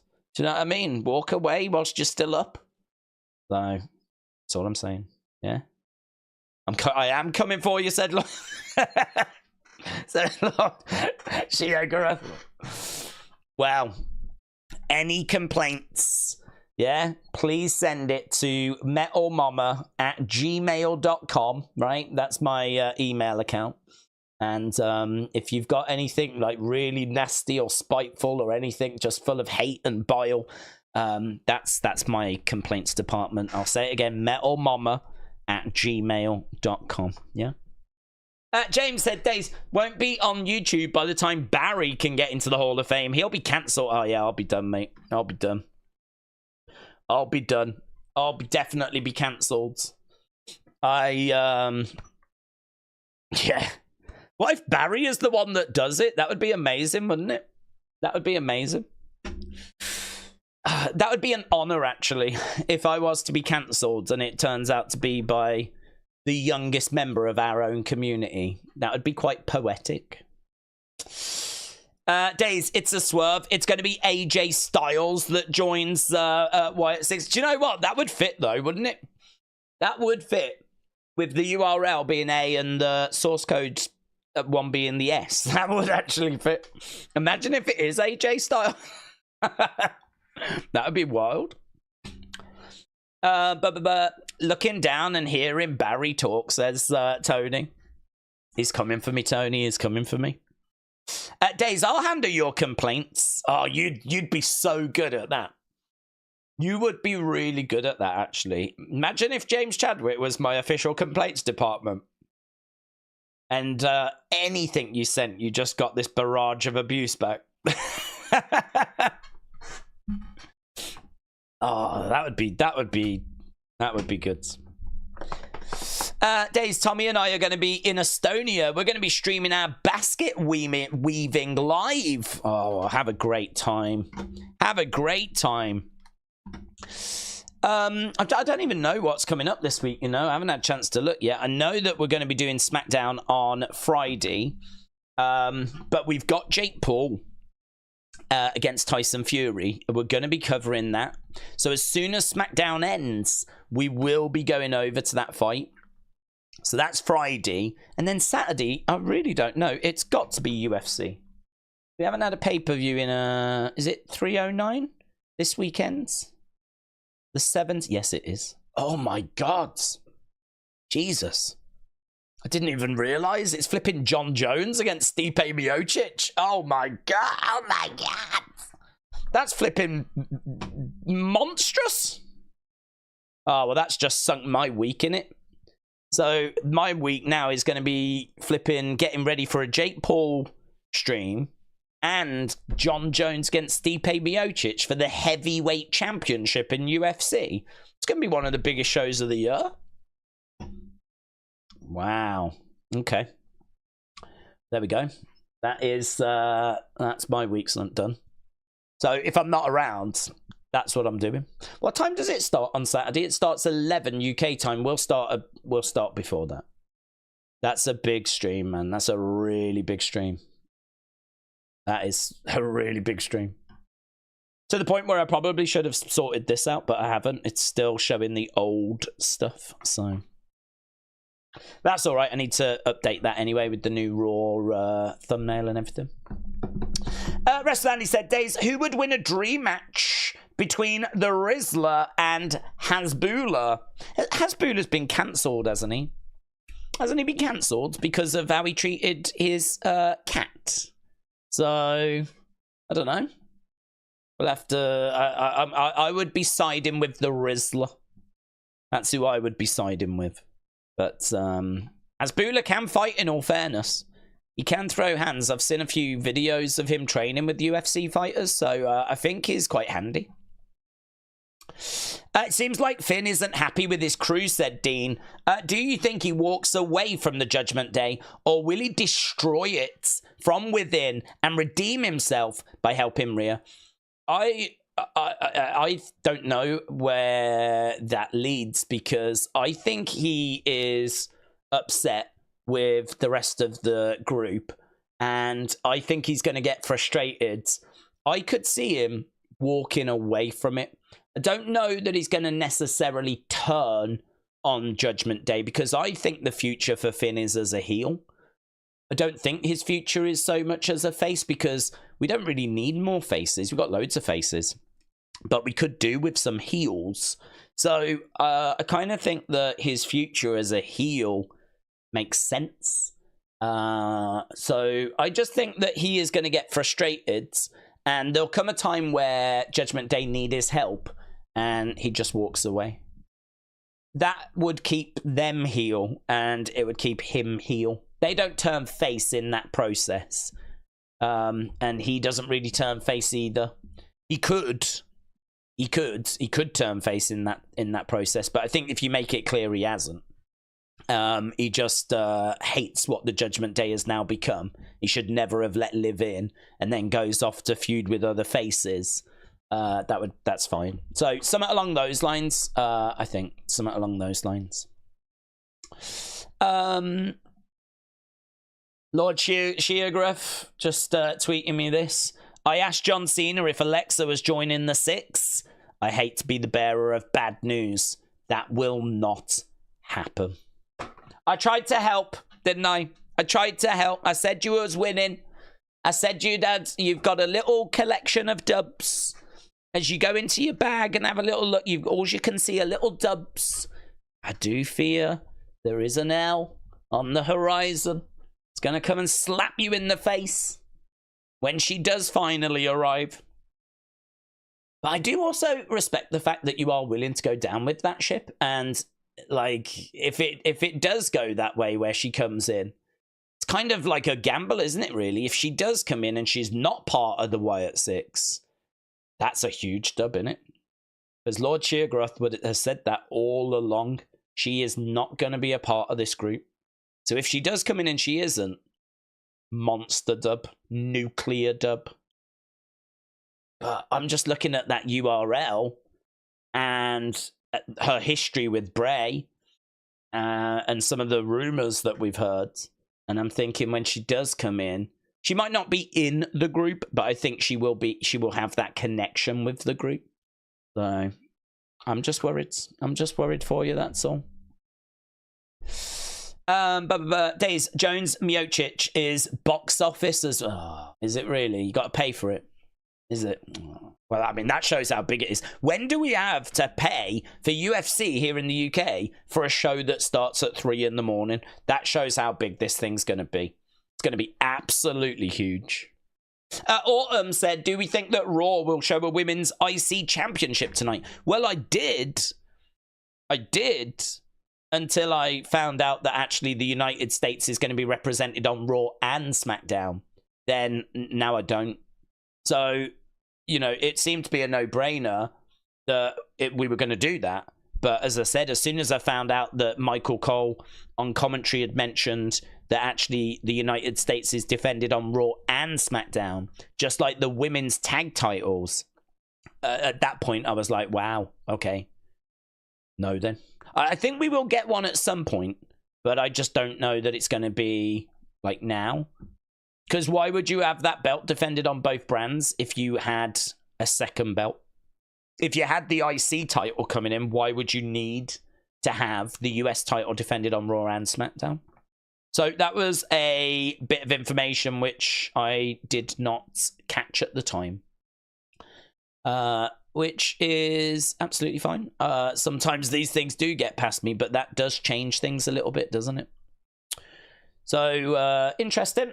So, no, I'm going to say I don't think we get it tonight for that reason. Tyson's moving now. Have you seen his training video? Insane, says Maggie. I think it's going to be a draw, is my honest answer. I haven't heard the latest, but I heard that if it goes the distance, there aren't judges, which to me just screams setup, fake. It just screams that they're going to carry each other. They've got an agreement. You know, I won't knock you out. You don't knock me out. Even though we can, I'm not going to do that. Let's just get each other to the final. And, you know, that way it's not a blemish on anyone's records. They're going to make a ton of money. Mike Tyson ain't going to want to look stupid after the fight, is he? Jake Paul certainly ain't going to want to look stupid. And if he can go the distance with Tyson, that's a big bragging right. That's a big, listen, I went, however, 8 rounds, whatever it is, with Mike Tyson. That's brilliant. Like that, people will be like, fair play, right? I think that Tyson's too old. And I also think, having seen quite a few sparring footage, like the fighters rarely look as good as they do in sparring or training in the ring, as they do in sparring and training, because, you know, it's a bag that ain't punching them back. And they likely haven't done like 3, 4, 5 rounds before they've got onto the bag. Normally they like might go onto the bag first, but when they're fresh, film that to put it out to make them look good. It's a marketing thing. You know, you go onto the bag, you hit it hard, you hit it with power. It's a massive difference when you're moving backwards or being punched, or it's round 3, round 4, round 5. Your cardio's starting to dip a little bit, you know? Swinging and missing, and the lactic acid is building up a little bit. So I always just see those clips, to be honest, as footage that is designed not to give us an indicator of anything, but just to look good so that people get excited and buy the fight. It's a promotion thing, isn't it? So, yeah, I don't know. I'm watching it, and then a lot of people are going to be watching it, but not sold that it should be happening. Let's put it that way. Back in the 2000s, Mike Tyson was losing fights, you know? A lot of people don't know that. He was losing fights.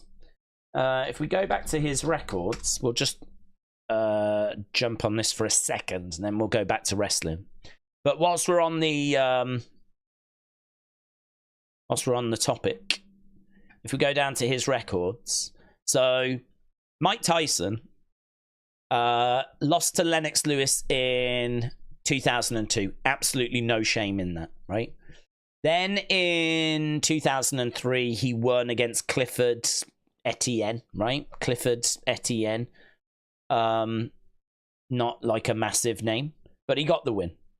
But then in 2004, he lost to Danny Williams. And then in 2005, he retired in round 6 against Kevin McBride. The idea that Mike Tyson was murdering people up until the end of his career is not true. He lost 3 of his last 4. And granted, against proper heavyweights, right? But now he's stepping in there, 20 years later? 20 years later, after losing 3 of his last 4, he's stepping in there with Jake Paul, who's younger, faster. I don't know that he's more powerful, right? But he might be more powerful than what Tyson is right now today. You know, Tyson's nearly 60, isn't he? Is he nearly like 58, or is he now 59? How old is he? 58, 59, 58. It's 58 now. Listen, he's still a bad man. You still ain't going to want to necessarily get into a fight with Mike Tyson, are you? But, so respect to Jake. You know, you got to say respect. Jake's worked his way up to this level where, you know, this fight is seen as being more than competitive. But I don't expect Mike Tyson to go in there and just knock out Jake Paul. I think there's an agreement, and they'll both carry each other through the fight, and then we'll get to the end. And I can see a lot of people go at the end being like, "What was that?" You know, they weren't really even trying to knock each other out. I can see that being the conversation, you know, because at the end of the day, it's money in it. They're both doing it for money, and I think that they'll both just get through, and it'll go the distance, just like flipping Mayweather against Logan. You know, that went the distance. So yeah, a lot of opinions on that. Okay, I've just been tagged in a couple of bits. What's this? Exactly what her 2002 carryout report is. Think turns as. What is this? I'll have to watch that after. Let's put that in. I can't really play it, unfortunately. I'll have to have a look at that, Brady, after. It's Tom Colliehue saying something about Alexa. Right. What was the spoiler about Alexa not returning before Raw? The Alexa fans will be onto you for that. Oh, well, the Alexa fans already know. It's not a spoiler. It's a rumor. It's a report that did the rounds that said that she was not expected to be back until 2025. But a load of Alexa fans saw it and obviously didn't believe it. So they're thinking she will be back before then. But I think that's, you know, no offense, maybe a degree of wishful thinking. You know, if there was a report that did the rounds that said Alexa was going to be back at Survivor Series, they would believe that. But a report did the rounds that she won't be back till 2025. And it was just kind of funny that they didn't believe that, right? Because it wasn't what they were hoping for. But I don't have a reason to not believe it. Like, you know, at this point, why wouldn't you just bring her back in the Rumble? I mean, could she be a mystery person in one of the women's teams? Sure, yeah, she could. But, you know, I can't base that on anything. I've got nothing to base that on. I don't even know there's going to be a mystery person in the women's teams, you know. So I think that we are looking at 2025 for Alexa, but I'm literally just going off reports and rumors. I don't have anything concrete. So if she came back before, she came back before. But I spend my time reading a lot of these rumors and a lot of these reports, compiling unseen. And so I base a lot of my thoughts as to where we're going on that stuff. And, you know, I'd say the hit rate's not bad. Sometimes it's off because sometimes those reports and rumors are off. So you can never take anything that I say as being, you know, concrete, because I've never claimed to have sources. I don't have sources. There's no one that I know in WWE that feeds me information. I just get it from all the information that's out there from Sean and Dave and WrestleVotes and, you know, all these different places. And so the last thing I saw, and I don't know what this is that's just come through, but the last thing I saw was it was believed to be 2025 that she would be coming back. So I don't really have a reason to think otherwise. But it's not a spoiler because it's a rumor. I went to an aquarium, but I didn't stay long. There was something fishy about that place, said Real American. Very good. Be careful, because there are spoilers doing the rounds now. Now, thankfully, I've not been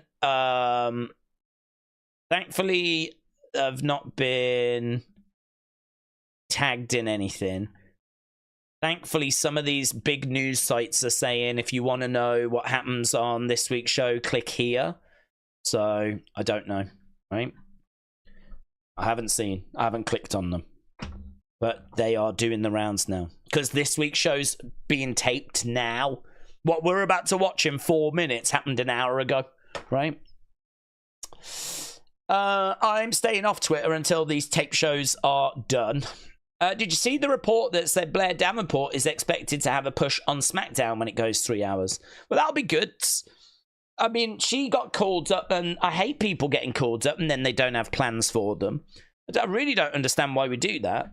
So that'll be good. I hope that she does get a push, because even though she might not be the most exciting name, really, that's only because we've done absolutely nothing with her. She hasn't had an opportunity to kind of show what she can do, you know?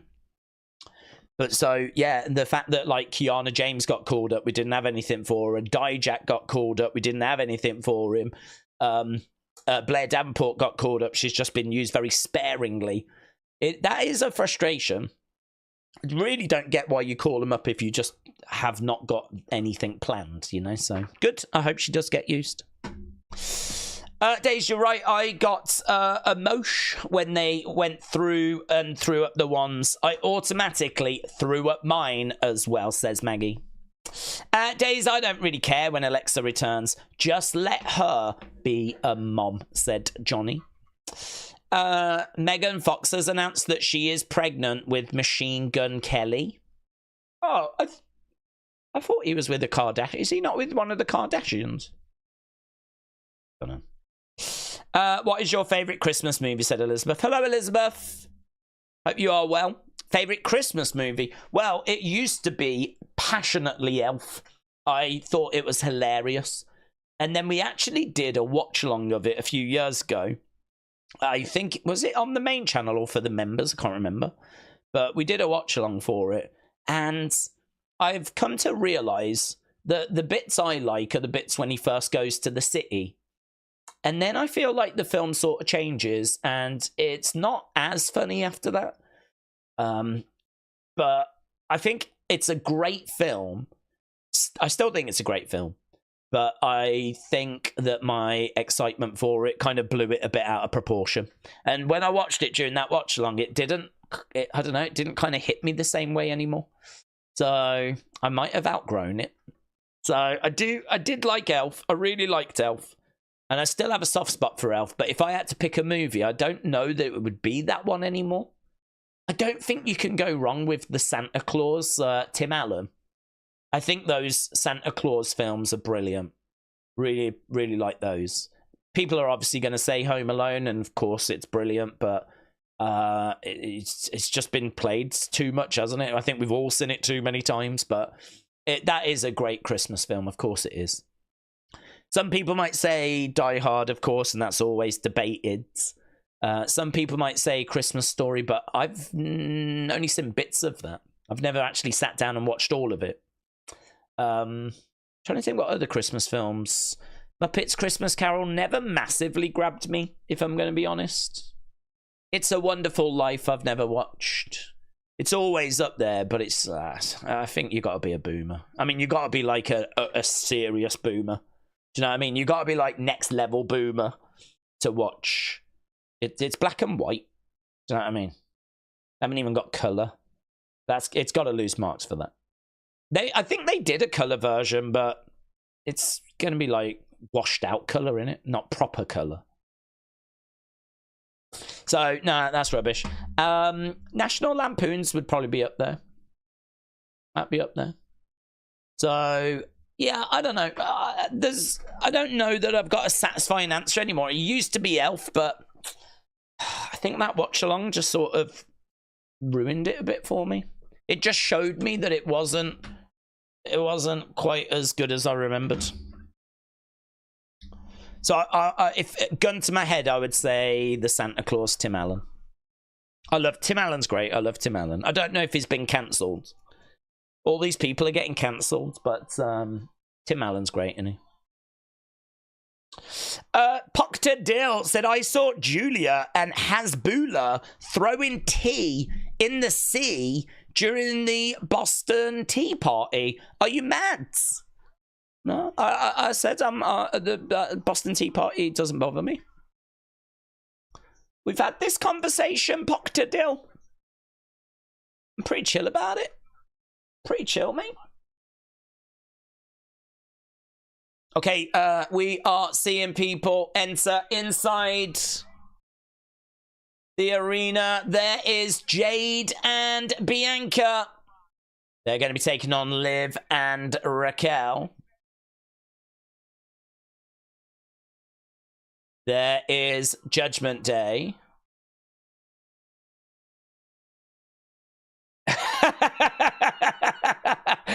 Carlito putting his hand on Raquel, and Raquel immediately knocking it off of her shoulder. She was not having that at all. Very good. Okay, the show is opening with Gunther. Bum, bum, bum, bum. Right. I saw Rikishi giving a stink face to Beans on Toast. That bothers me a lot more. Poctadil, you know that. We spoke about this. Beans on Toast being disrespected, that will not be tolerated. That bothers me a hell of a lot more. Here's Gunther. Gunther, the ring general. Gunther. Right. So he is going to address.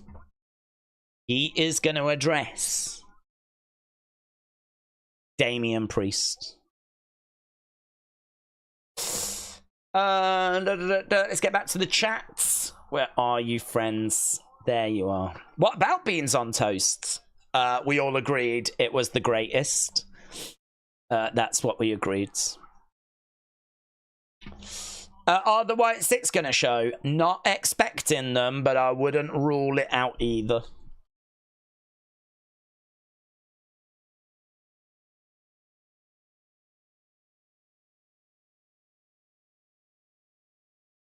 Gunther. So it is Survivor Series. They've made the announcements. Gunther, Damian Priest, Survivor Series. That was rumored to be CM Punk, you know. That was rumored to be CM Punk.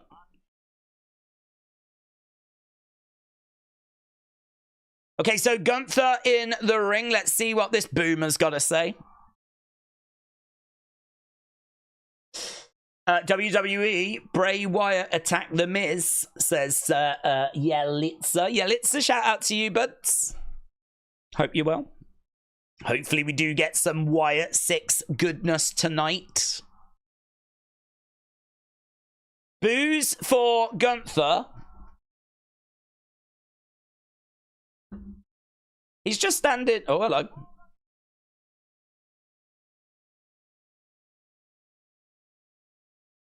All that matters is that I'm still the world heavyweight champion.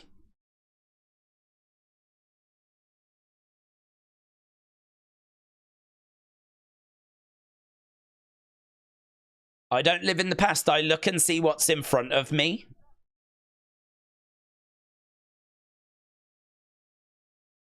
So he's talking about Damian Priest.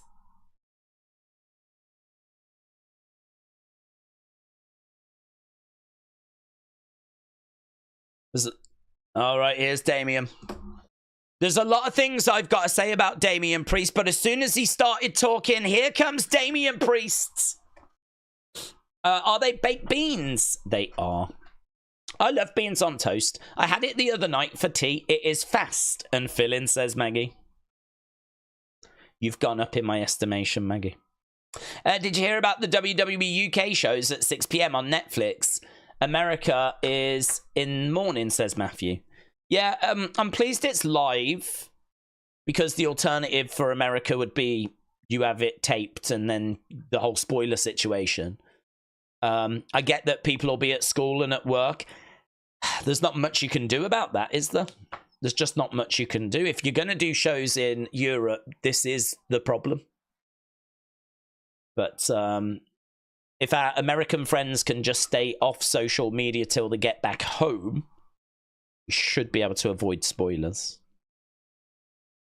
But this is something WWE, I think, are going to do more of, like do these international shows. I just can't see a way around that.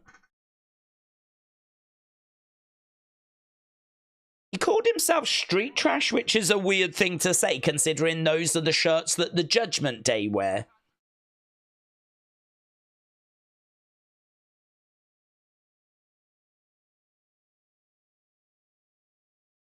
I had to scratch and claw to get here, but you just sat at home and waited for a phone call. Is that right?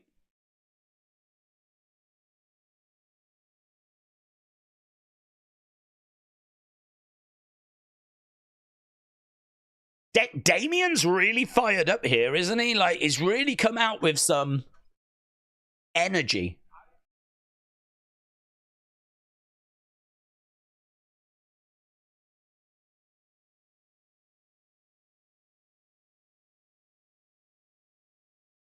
If it wasn't for my so-called brother betraying me, that title wouldn't be around your waist right now.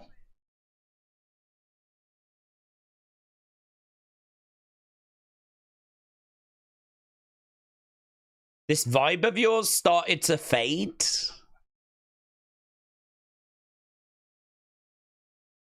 It faded because you've started doubting yourself.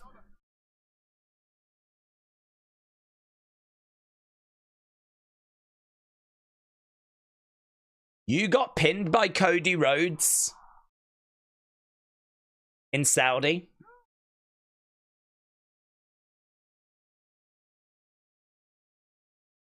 Cody chants. It is true he's coming off that match, isn't he, against Cody? Champion versus champion.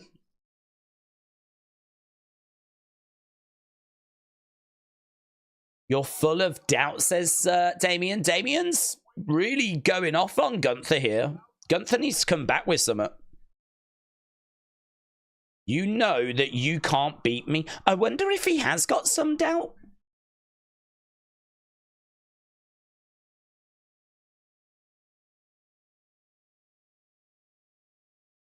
You would have took a swing at me by now.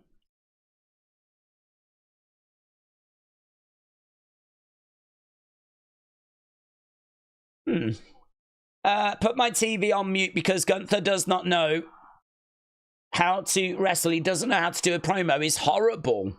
Anyone that says he's good don't know professional wrestling, says Johnny.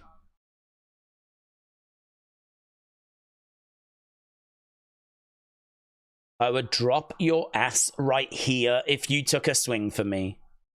It sort of feels like they are going with a bit of a self-doubt type situation. Here's Ludwig.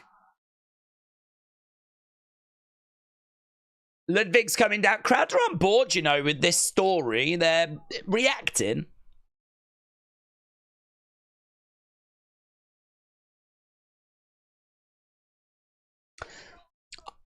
I don't really like seeing him pacing around, looking like he is doubting himself.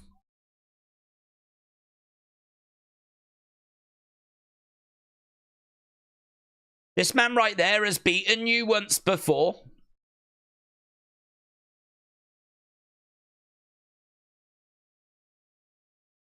Ludwig's going to give some advice to Damian.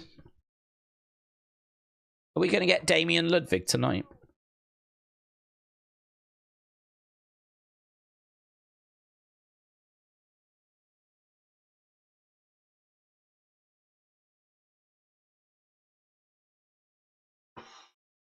This is interesting. So Gunther actually stops Ludwig from saying something.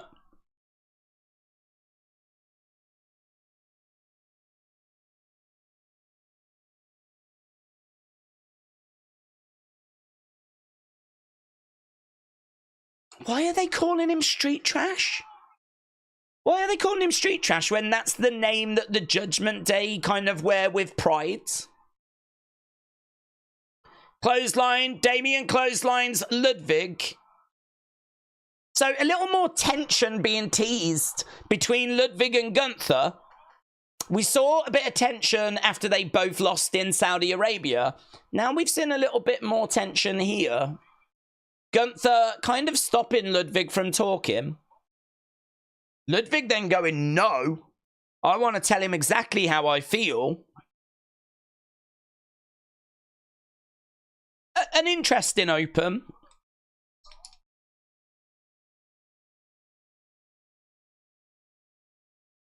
An interesting open. Both are better promos than Cody, said Aubrey. Priest has become such a passionate, captivating character lately. He continues to find his own unique vibe. I'm happy for him. says LS Dub. Okay, we're going backstage to Catherine Kelly. Let's see what Catherine's got to say. Oh, we're backstage with Damage Control. People will be excited about that.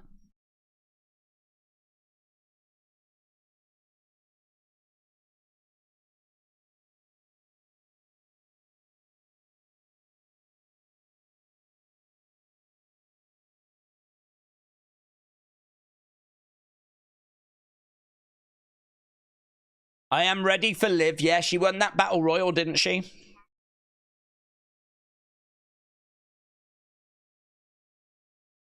Dakota? Whoa! Is she back?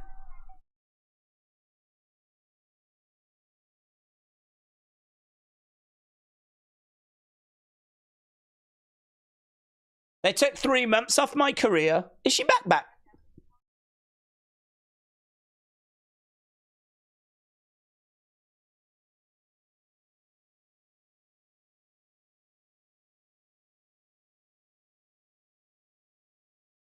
We're here to remind everyone what Damage Control is truly capable. Yes, I mean, she's in gear.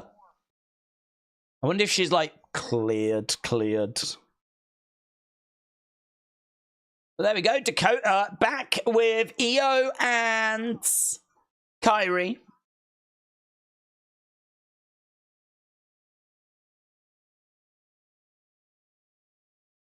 Damage Control. So is that the match we're getting now? Damage Control against PFC? Yeah? Yeah. Oh, right. So she's wrestling then? All right.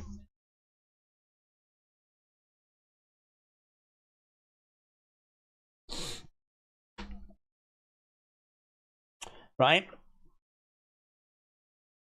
This is Damian Gunther storyline is getting boring, said Jameson. WWE Creative need to end this storyline once and for all. Anna said Gunther is one of the most technical wrestlers in WWE right now. Anna, hope you are well. Lovely. Gunther is boring, bah ha ha ha ha, says Raven. Priest, we read that one. Are we all going to be full of beans tomorrow? Baked and coffee? Oh, that sounds like my dream night, that does. But I'm really enjoying the push that Damian has. So well deserved, says Matt. Do we think in the future we could get some in-ring promos from Bo Dallas? I hope so. I think that is missing. I think those videos where he spoke about what he's been through and the challenges and the self-doubt and all of that, you know, it was quite interesting, but we need more of that, really. I mean, I've said before, I feel like we need to know what his long-term goal is. We need to know, like, rather than just bouncing from feud to feud, like, what are we trying to do here? What is this? Is it just to get them on TV? I mean, if that is the goal, then, I don't know, is it job achieved? Have we done it? Is there not a bigger mission than that? Like, what are we working towards? The other thing as well is, how does Nikki react with Dexter? How does she react with Mercy? How does Gacy, like, is Gacy closer to one of the other members than some of the others, you know? Could there even be a bit of tension that's teased in there? Like, we ain't even started. We ain't even scratched the surface. I'd love to dig into that. I do feel like that was a big part of the success and continued success of the Bloodline, knowing how Jimmy reacts to Sammy, how Sammy reacts to Jay, how Sammy reacts to Roman, how Roman feels about Jay. I've said, like, all these little looks, they just mean so much more. All these little looks, you know what it means. I just think with the Wyatt Sicks, we just have not, we've really kept them at arm's length, haven't we? We've really kept them at arm's length. And that's a real shame, to be honest. So, yes, I hope that we do get some more in-ring promos, vignettes, you know, things along those lines that just give us a bit more depth to the group. But I've no doubt all of that will come. I've no doubt that, you know, that is all on the way. Days before Balor turned on Priest, Gunther was calling Priest street trash during the build to SummerSlam. It doesn't have anything to do with Judgment Day. They call themselves street trash. I think that's a mistake, because I think that street trash is a put down that Judgment Day wear with pride, and so they've got the merch that says street trash. So for that term to be used around Damian Priest, who's no longer with Judgment Day, it is just a bit weird. It would be like using yeet for someone other than Jey Uso, you know? It would be like doing Let Me Talk to You, like, instead of LA Knight. Like, street trash is now Judgment Days. It's something it's part of their branding. It's on their shirts. So, like, using it for Damian just doesn't, I don't know, it catches my ear, and I'm like, why are we using that? Why have we not got a different term now, you know? So, yeah, not a fan of that. It's not a massive problem, but I just think that now is a Judgment Day term. It's a Judgment Day thing. I wouldn't be using it for Damian anymore. What is Dakota's ceiling on the main roster, says LS Dub. Her character work will need a step up if she wants to contend in the main event. That said, PFC versus Kai, Io, Kyrie, that puts me to sleep. I think there's a lot of stars here that feel a little bit undercooked. There's a lot of stars that need a bit of a boost. And, you know, it's good to get them on TV and see what they can do and see if they can grab our attention. I'm not convinced that Pure Fusion Collective are going to do that. Honestly, the pressure is on them here. Pure Fusion Collective need to look good as a team. They need to grab our attention. They need to be captivating. They need to, after this match, make us want to see more of them, right? If they're going to be heels, actors heels, really, you know, heal it up, make the most of your minutes. That's what I'm looking for from Pure Fusion Collective. Let's you know, have a good segment here. First match on Raw. It's a big opportunity for them. Big opportunity. Hopefully they can knock it out the park. I genuinely don't know. We just don't see them very much, so. Right, we've got obviously thank you veterans, honoring all of those who served. Okay, so we got a thank you veterans sign. We got USA chants. It's nice, actually. We're seeing like a lot of the veterans in the crowds. Oh, we got Kofi backstage. There's Truth.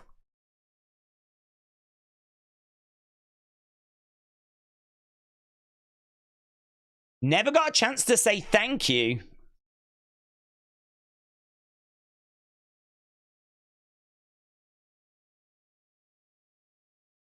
There's Woods in the background. Oh.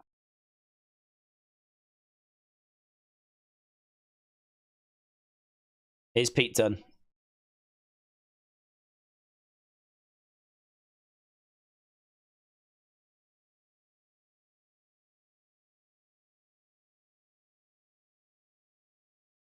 Pete Dunne.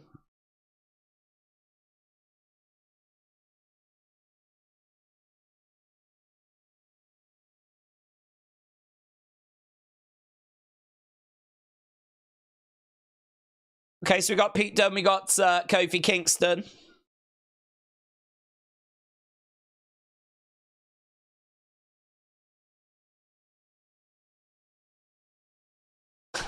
R-Truth's like, this is getting exciting.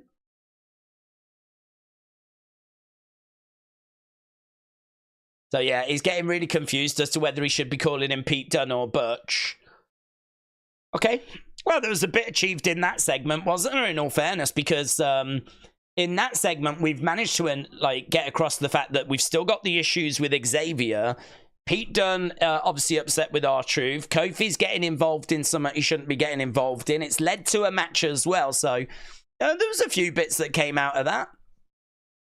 Right, Pure Fusion Collective about to make their way down. So we just had a little backstage moment.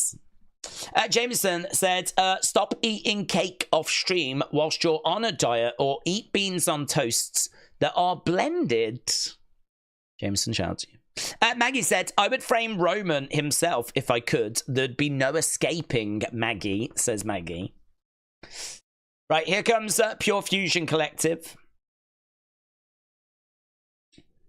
We're just looking at 3 months ago when they laid out Dakota. 3 months ago.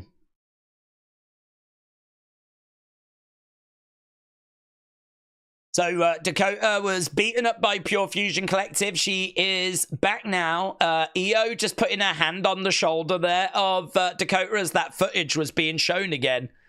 So traumatic for her to witness that.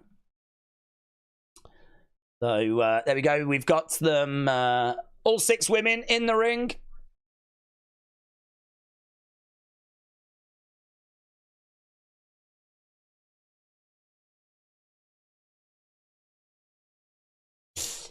I still hate this group name, said Duran. I feel like we're being set up for a Dakota heel turn, said Joe.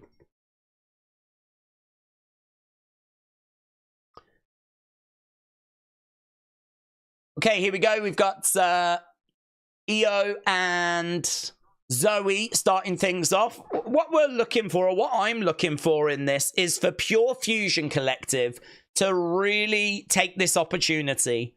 How that shows itself, not sure. Oh, Io flipping over, going underneath, against the ropes. Cartwheeling and... kick coming in there by Zoe. She's grabbing Io.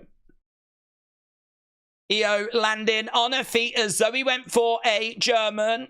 Oh, flip over there by Zoe was quite impressive. Now she's got Io by the hair. Io against the ropes. Oh, I thought she would land on her feet, but she didn't. Io goes down and a tag is made. In comes Sonya. Pure Fusion Collective only works if they were presented as MMA fighters turned wrestlers, says Stone. Sonya in there with Io, and Io getting her shoulder up. It is a dumb name for a group. Yeah, people not really loving that Pure Fusion Collective name. I can understand that. Pure Fusion Collective are a lame group. 0 star power, 0 charisma. Can they show some here, though? It's a big opportunity for them. Sonya in the corner as Io comes over, hits that open palm. Strike. Against the ropes. Boom. Kick coming in there by Kairi.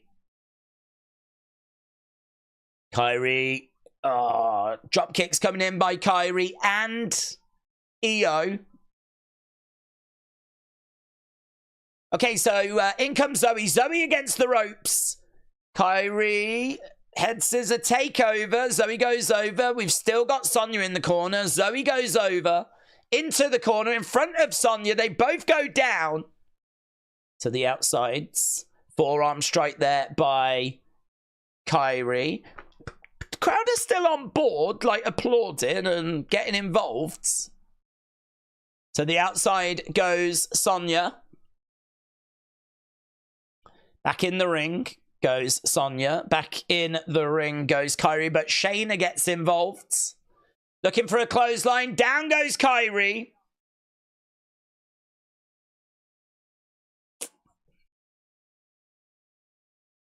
Zoe looking out at the crowd, and the crowd really responding. It's a good crowd. Pretty hot crowd tonight.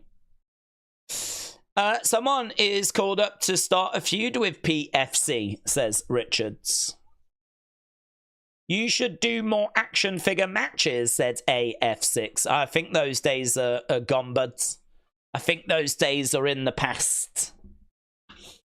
It's like when Ferrari brought out the Ferrari LaFerrari. They built 6, they ran a raffle, and if your number was chosen, you got the car.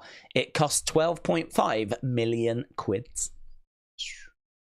What are we talking about? The t-shirt thing.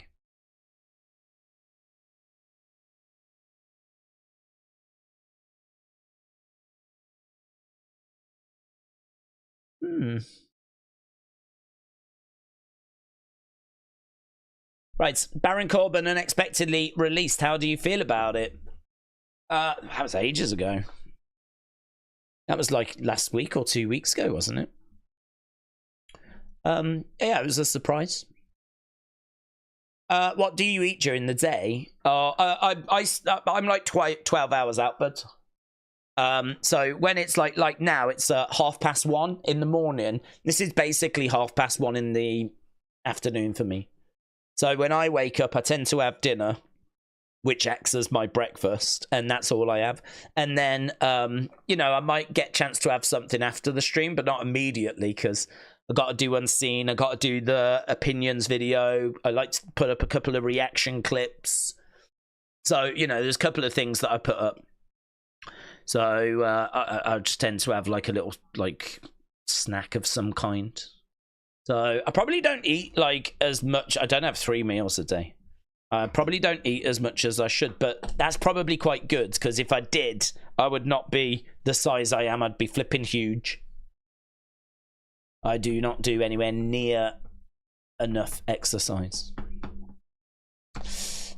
Who said PFC had no star power? They're wrong, said Duron. They just have the wrong girl in the lead.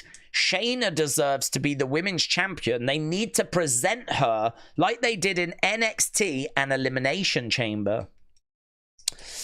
Are we watching Raw Talk for the Wyatt Sicks, says Mark? I don't know, Mark. It really depends on what we get. There has been a couple of things these past few weeks on Raw Talk, so you can't totally ignore Raw Talk, but equally sticking around for like a couple of like a minute or so of, do you know what I mean? You have to watch a load of rubbish, like just a load of recapping, them talking about the show that you've literally just watched, just to get like a minute or something of, you know. Hopefully we just get it on the show, to be honest. I do find the Raw Talk thing a bit frustrating. As individual wrestlers go, Zoe, Sonya, and Shayna are decent, but they're not main event girls. They're steady. I think the faction, they just have zero click between them, says Anna. Well, I sense we do not have overwhelming support for the Pure Fusion Collective, which is understandable. We just haven't seen much of them. I don't think they've been able to get their teeth into anything. But that's why this is quite a big opportunity for them. Kick there. Dakota is in the ring. She goes for an arm drag on Shayna. Couldn't do it. Against the ropes. Oh, looking for a cutter of some kind. She actually flips Shayna over. Kick coming in there by Dakota. Forearm strike there by Shayna. Forearm strike coming back there by Dakota. Nice kick there by Shayna. Shayna looking to run over and I don't know. Is it just me, or does Shayna look a little bit laboured with some of her movements here? 1, 2. Shoulder up there by Shayna. The way she kind of like ran over and then got caught in the rope, but it just looked a little bit laboured. Nice kick there by Dakota. Dakota going back into the corner. Shayna getting back up in the corner as well. She's going to go for another big boot. Oh, ends up kicking Sonya. Shayna with a suplex. She's about to get the leg, single leg Boston Crab on Dakota. Dakota trying to roll through. It gets reapplied. Zoe comes in, forearm strike. So Zoe is keeping the other members at bay. Dakota is in a lot of trouble here.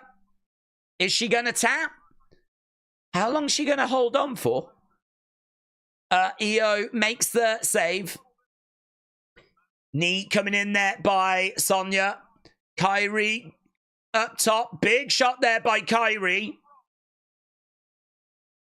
Zoe with a missile, springboard missile drop kick. Kick there by Dakota. Dakota now looking for a big boot. Again, she gets caught. Tag, Io, tagged in. Back, that was a nice back elbow. Grabbing Io. Io on the outside of the ring. The group is fine, but the name is stupid. They should be booked more like the Shields. Oh, yeah, that would be good. That would be good. Moonsault, connected by Io. 1, 2, 3. It's a win for Damage Control, and I'm not sure that's going to change anyone's opinions.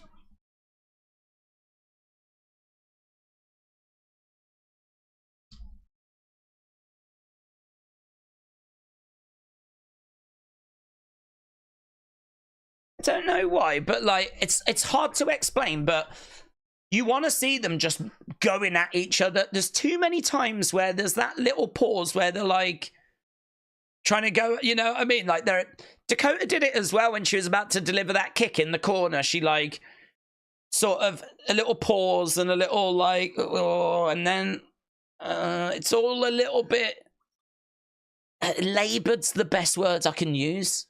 It's not just like breakneck speed, 100 miles an hour, forearm strike, clothesline, big back body drop, boot in the corner. Like, it doesn't flow. It's not like just, yeah, really like war. It's just like, it's a bit jittery in places. It's like the timing's not quite there and we're, oh no, okay. It's just got that about it. Jittery, labored. Those are the words I would use to describe that match. I think the talent is good, but I suppose it's so hard if you're like Pure Fusion Collective and you don't wrestle like that often.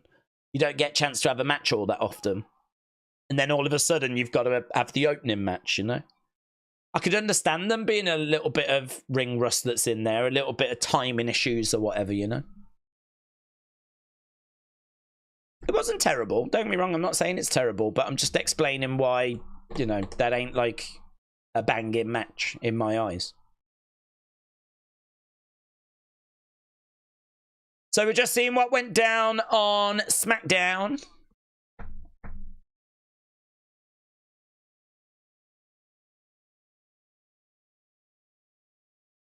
Solo! It's incredible that PFC managed to get that bad of a match out of EO Sky, says LS Dub. Pure Fusion Collective still beating down Damage Control, and Lyra Valkyria's teams beat both teams down, said Richard. Shayna needed a manager. She can't talk, said Toby. Street Fighter Ingrid wants WWE to push Zelina Vega, please.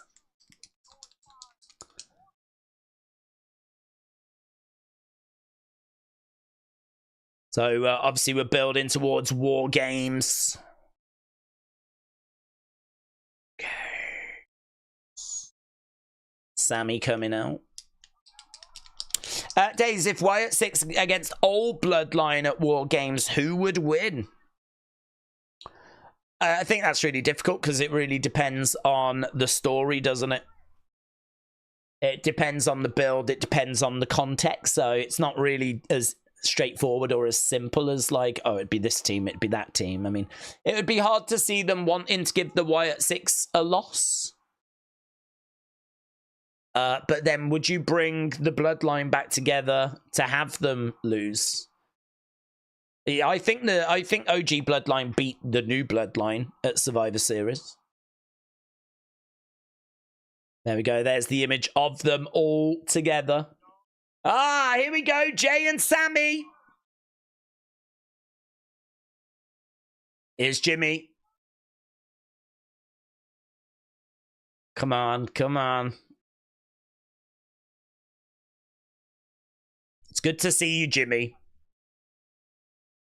You look nice. I like your chain.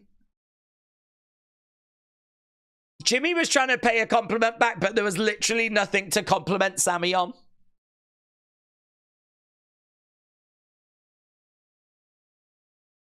Oh, they are going to do 5-on-5. Ah.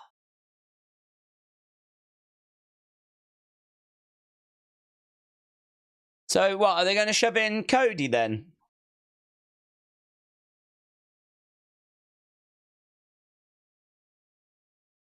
Oh, I didn't want 5-on-5. And the rumors were that it was 4-on-4. Oh, well.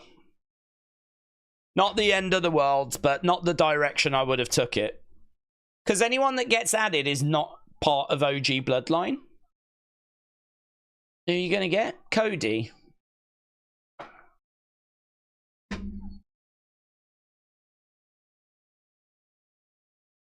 Right, Kofi coming down. Sammy will get Kevin. Oh, well. He needs to watch the show, doesn't he? If he's going to go up and get Kevin, he needs to start watching the show. Kevin's gone flipping rogue.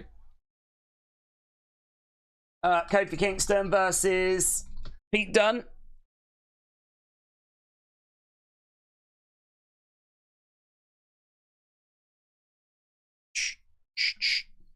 I'm going to put that as the top story. That's pretty big news. The 5-on-5. I saw Ibu on Twitter say that Bron Breakker could be in Roman's bloodline. Jacob Bron stare down. That would rule, but Cody KO will be likely slotted in. Jojo said it better not be Cody. I know who Sammy is not getting. KO, said Jim. Cody as a fifth member would confirm that Roman is bigger than Cody, in my opinion, said Dr. Lucha Lala.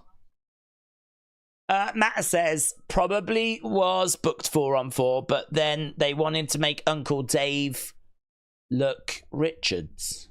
I don't know. There was a report that said it was 4-on-4. We covered it in Unseen. It was from a decent source. I don't remember what source. I don't know if it was PW Insider or... I mean, I only deal with those. I don't deal with, you know, flipping Barry on Instagram.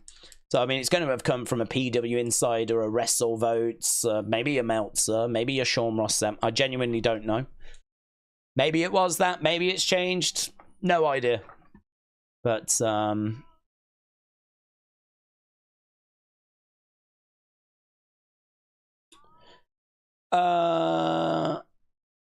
Daze, do you think Showgirls movie was scary, says Mr. Canuck? No? I don't think it was scary. But then I'm not scared by attractive women. Yeah. Maybe you are. Undercover Manager said, I think it's obvious we're going to get The Rock on one team, and then we'll get Cody on OG Bloodline. It's fairly obvious, I think. It should have been kept 4-on-4. Cody shouldn't team with Roman more than he should. It's just unnecessary. The match was fine 4-on-4. Well, I agree. But here we are. Now I've got people wondering if the fifth person will be Zilla. Why have WWE always struggled with booking Shayna Baszler? I think they've struggled because there's always been other women that have been the priority, is the honest answer. I think, you know, they've always had Becky or Bayley or Charlotte or Rhea. There's always been someone that just seems to have been further ahead or more prioritized. I think Shayna does have limitations. Her limitations are her promos. I think as well, unfortunately, we live in a world where, you know, the attractive girly girls are always going to get attention. You know, get the boobs out, get the ass out, all that kind of stuff. Like, that's easy to market. Someone like Shayna that doesn't rely on that. that's a challenge to market. It's harder to market, you know. It's no disrespect to Shayna at all. I really respect the fact she doesn't have to go down those roads. But that is harder to market. You know, there is a reason why a lot of the women's gear is, you know, not leaving much to the imagination. So, and then you've just got people that have got crazy star power, like your Baileys, like your Beckys, like your Charlottes. But then you are competing against women that don't leave much to the imagination. And you're competing against your Rhea Ripleys of the world as well. So I think the truth is that she's just always been the bridesmaids. And they've never quite committed enough to her character to really give her the momentum that she's needed. If they would make her a killer, present her as a problem, like her music hits and it's like, oh my god, here's Shayna. You know, if they could get us to that kind of state of mind, that would be good. That would be really good. But oh, there we go. Damian is taking on Ludwig Kaiser tonight. So yeah, that would be good. But they've just never been able to commit long-term to building her to that level. Okay, Kofi is in the ring.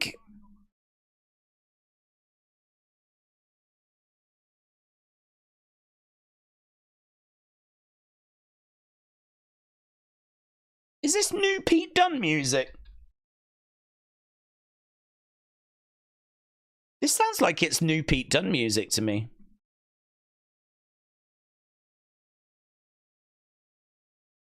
The Bruiserweights. Pete Dunne. Ryback is the fifth man. Brony said the whole Bloodline feud is a bit underwhelming. And now it's a little worse because of 5-on-5. Well, let's see what we end up with. It's not the direction I personally would have gone. I just think we're sort of watering it down. You know, this is a story about OG Bloodline, and we're seemingly about to put someone in that wasn't part of that OG Bloodline. So that's why I'm not crazy about this. But let's see. Triple H, we trust. He's been fantastic since he took over. You know, I know that we've got our gripes with different little things, but yeah. Let's see.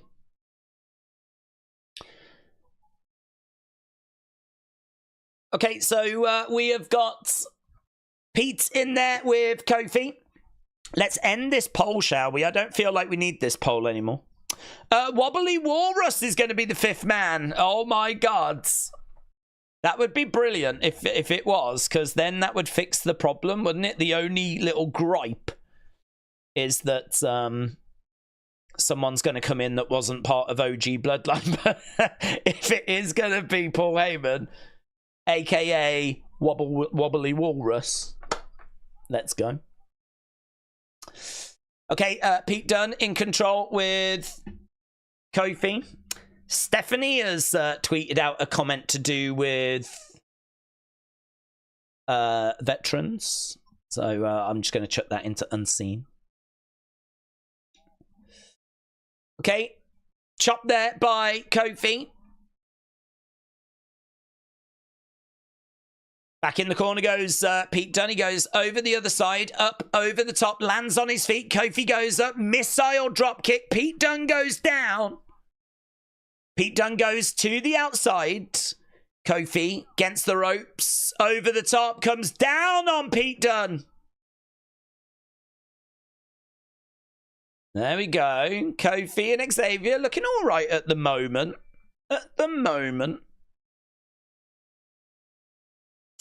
If they're going to add The Rock and Cody to War Games, then it makes sense, said Travis. Maka said, the bigger question is, who is the fifth member of Solo Team? Could it be Owens? Could be Owens. Could be The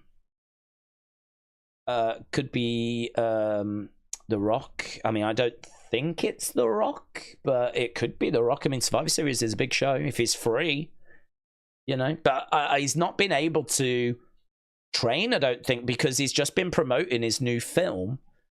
So he's not been able to like get in the ring unless he's been able to fit that in as well. But he's just been doing a film. He's been doing Moana stuff. This Christmas movie thing. Now he's just been promoting that. So I don't know. You can't just chuck him in a ring. He's gonna have to do like warm-up matches, get ready. I feel like at his age, it's a bit of a process, to be honest. So I'm not sure that it's gonna be The Rock. But I mean, The Rock would make sense. And if you used to do The Rock and Cody, that would then, you know, get us on the road to WrestleMania 41. So, you know, let's see. It won't be The Rock, says LS Dub. What if they bring in Naomi in the OG bloodline and Nia in the new bloodline? Well, I'd be very confused. Because what are they going to do? They're just going to have to fight each other, aren't they? I mean, what are they going to do? Having like mixed tag in a War Games. Yeah.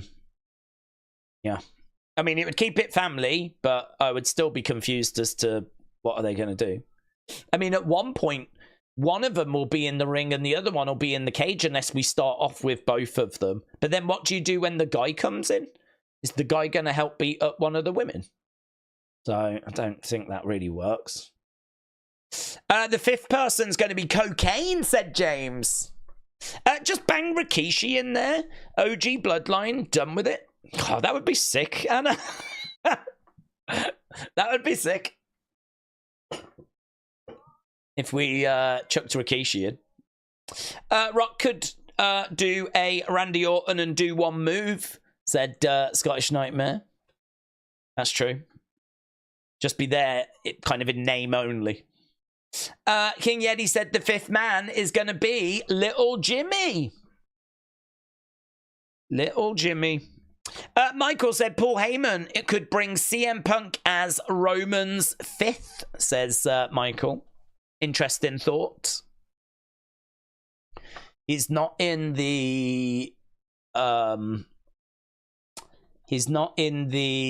title match anymore, is he? Rikishi could turn on Roman and say that he did it for The Rock. Ah, it's just writing itself now. It's just writing itself. I'm sure there will be at least one other member of the Anoa'i family under WWE contract. If there's two, then maybe the 5-on-5. It could be that, or maybe Randy KO, said James. The Rock will be the fifth member of both teams, and they won't know whose side is on. He'll turn on OG Bloodline, said Sig E. Smalls. CM Punk won't be back till the Rumble, said Mr. Canuck. Drew said, do we think Orton could retire after the KO attack, or is it an injury angle? I believe it's an injury angle. They said it looks serious and he might need back surgery. Injury angle.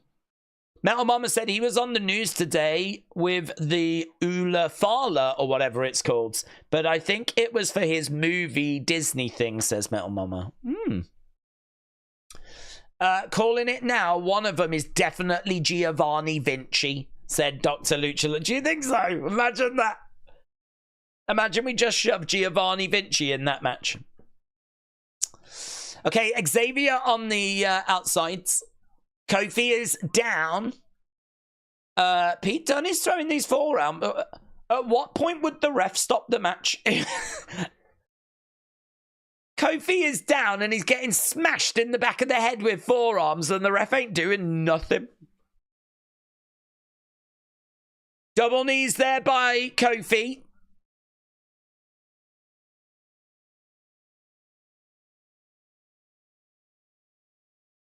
So Kofi down. Pete Dunne down.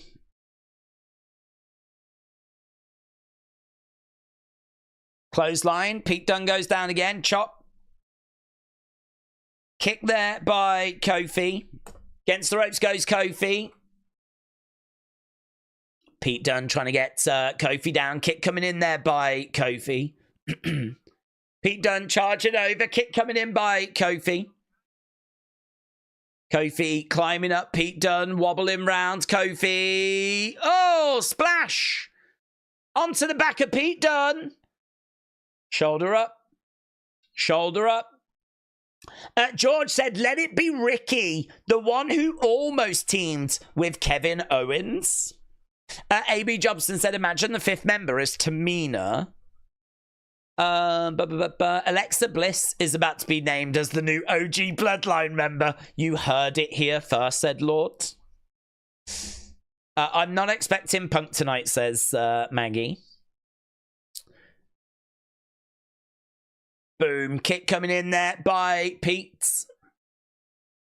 Could it be that they get Kevin and then Randy, like, is that kind of mystery person? Although we did that last year. Didn't we? Randy was the mystery person last year.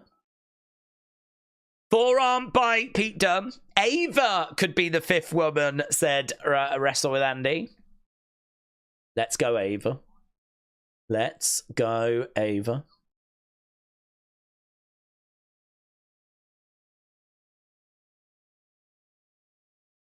Okay. Oh, big clothesline. On the outside by Xavier. I don't know if Kofi saw that, did he? Oh, he did. He's asking him, why did you do that? I'm trying to help you win the match. Win the match, bro. Okay, so Pete Dunne chucked back into the ring. Kofi going over, having a word with Xavier. Big boot coming in there by Pete. Here we go, looking for the bitter end. Bitter end lands. 1, 2, 3. Boom.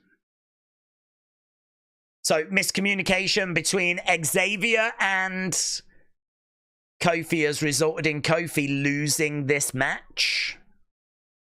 Pete Dunne getting the win is the right call. He needs that momentum. Furthers issues between these two.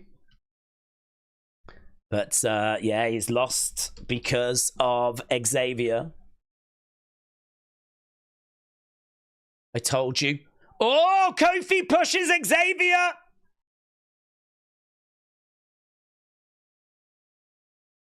You're so focused on everyone else. What about you? Don't be mad at me. It is just not working, is it, between them? It is just not working at all. They ain't gonna make that 10-year anniversary show, are they?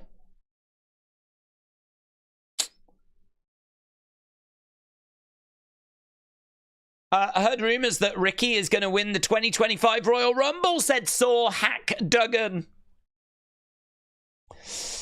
Right, we're building towards this women's tag championship match. I don't know if that's next. We've already done an hour of this show. So halfway through. Oh, I got the new halftime score song, haven't I? Which I haven't sorted, but I can sort. Oh my god, brand new halftime score song.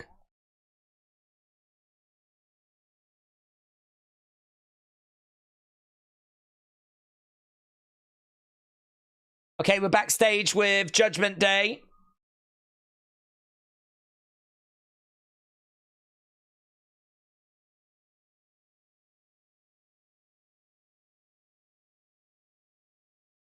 Finn?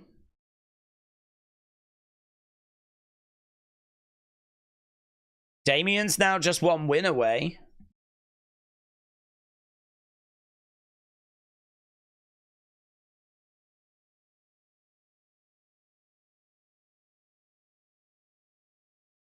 I was doing what Liv told me to do. I was being a team player. Didn't you say you could handle Damian?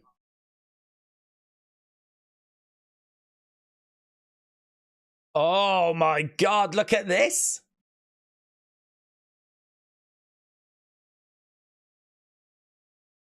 Dom and Finn are getting in each other's faces.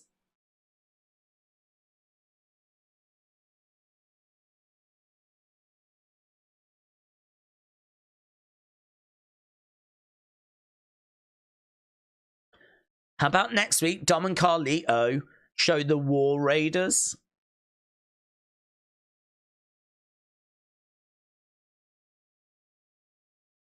Yeah, Dom's all right with that. Carlito's not thrilled.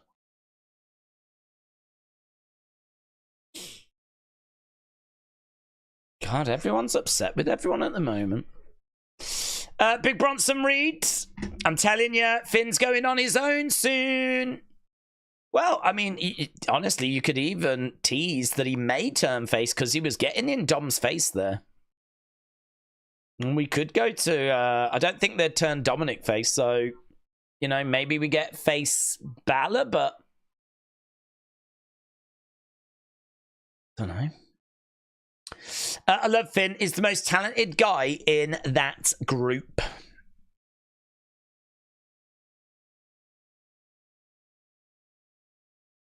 Daze, what if they both don't turn on each other, but they just fight and go their separate ways? They could. They could. What if OG Bloodline and Solo Bloodline both look for partners, they don't find anyone, and it's just 4-on-4? So it's yeah, couldn't find anyone. Yeah, no one wants to partner with us, so 4-on-4. Yeah, should we just do that? Makes sense. Makes sense.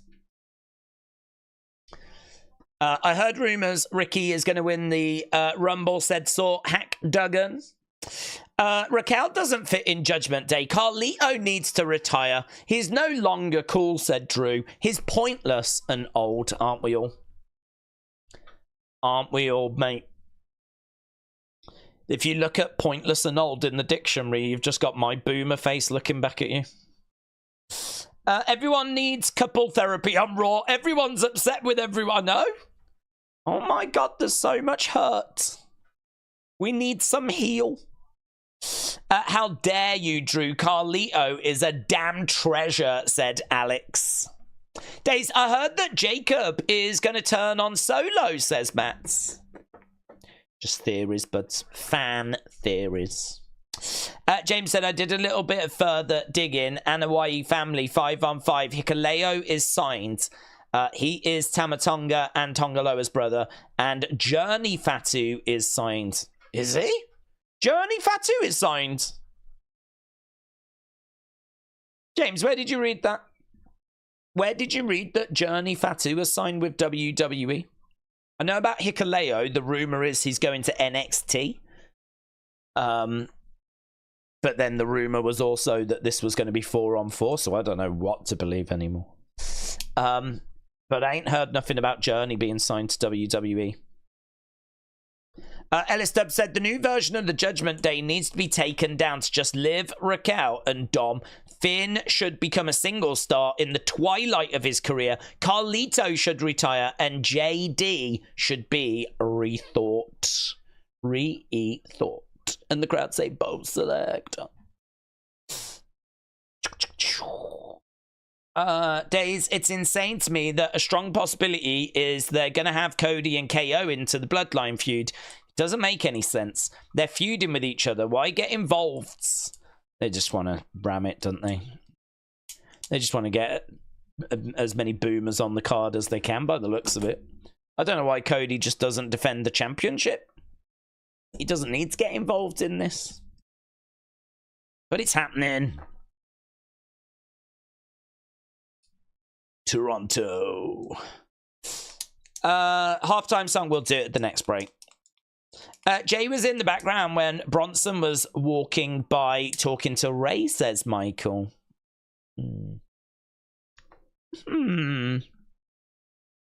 What was he doing? Do you think the split would have happened already if Odyssey had stayed in WWE? No. I think they've probably had this plan to split them for a while at the 10-year anniversary.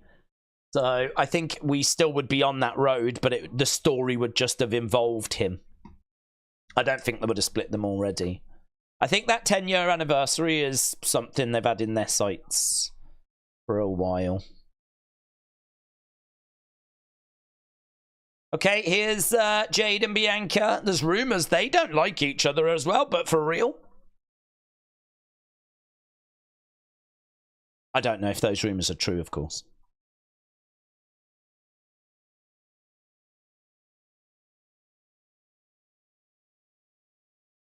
Still your women's tag team champs. He was talking to Rey Mysterio. So he's trying to get Rey. Jamal Hill. Jamal Hill in the crowds.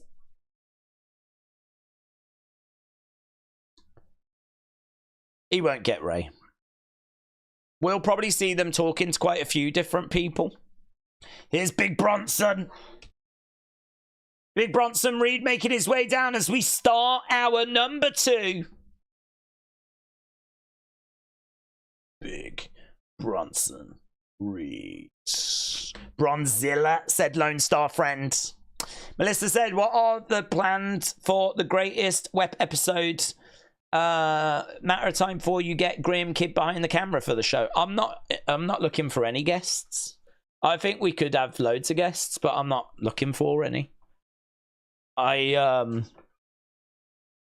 don't think it would be that hard to get Grim, to be honest. Grim's always been really kind to me. He's always been very supportive. He's always said really nice things, and I have in return, because, you know, I really respect what he's done in the wrestling community. And even though I don't watch GTS wrestling, there's still a lot of big names that have kind of come through his promotion.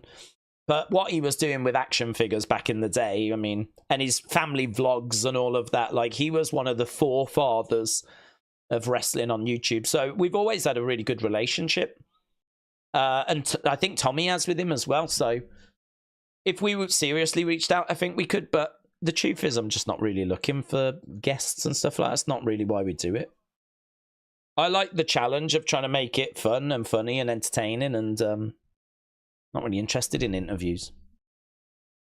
Let's see what Bronson's got to say.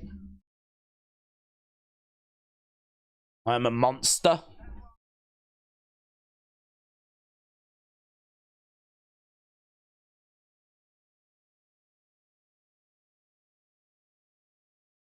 I will take out anyone that stands in my way.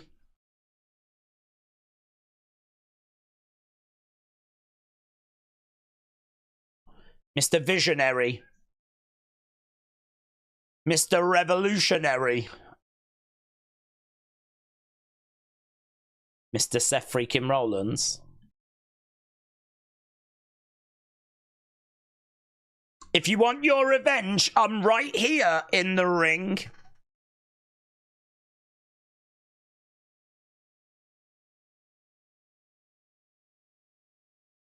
Okay, Seth's coming down.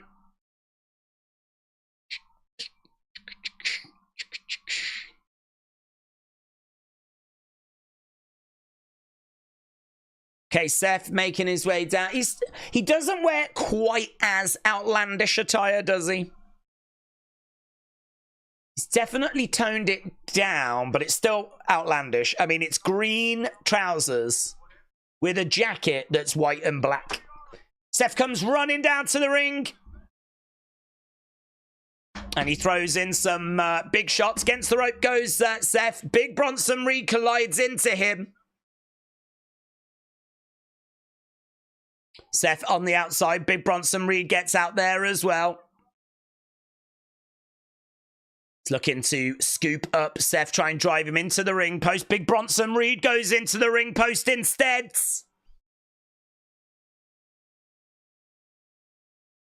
And that is being stripped, the commentary table.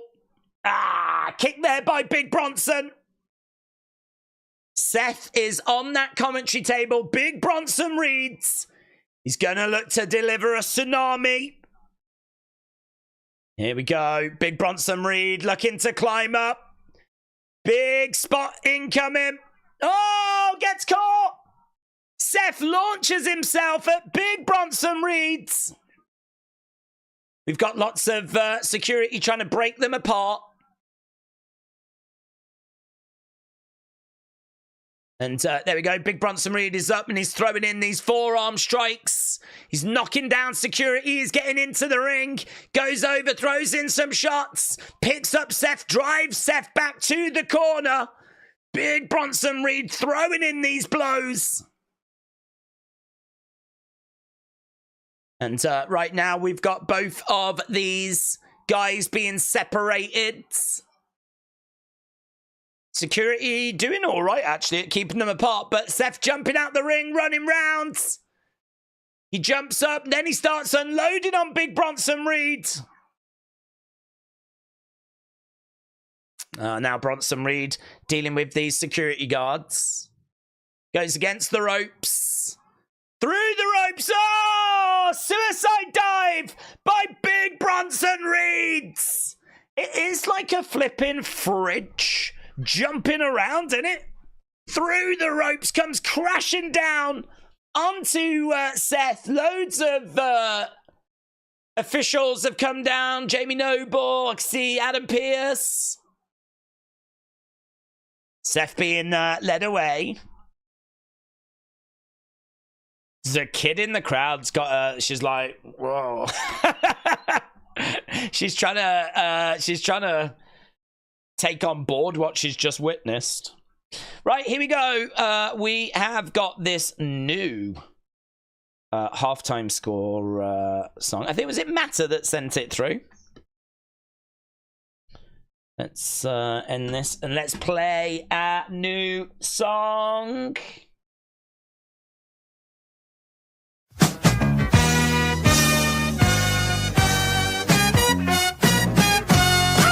Halftime scores. Everybody, it's the halftime scores. I really want to know the halftime scores. First in minutes, yeah.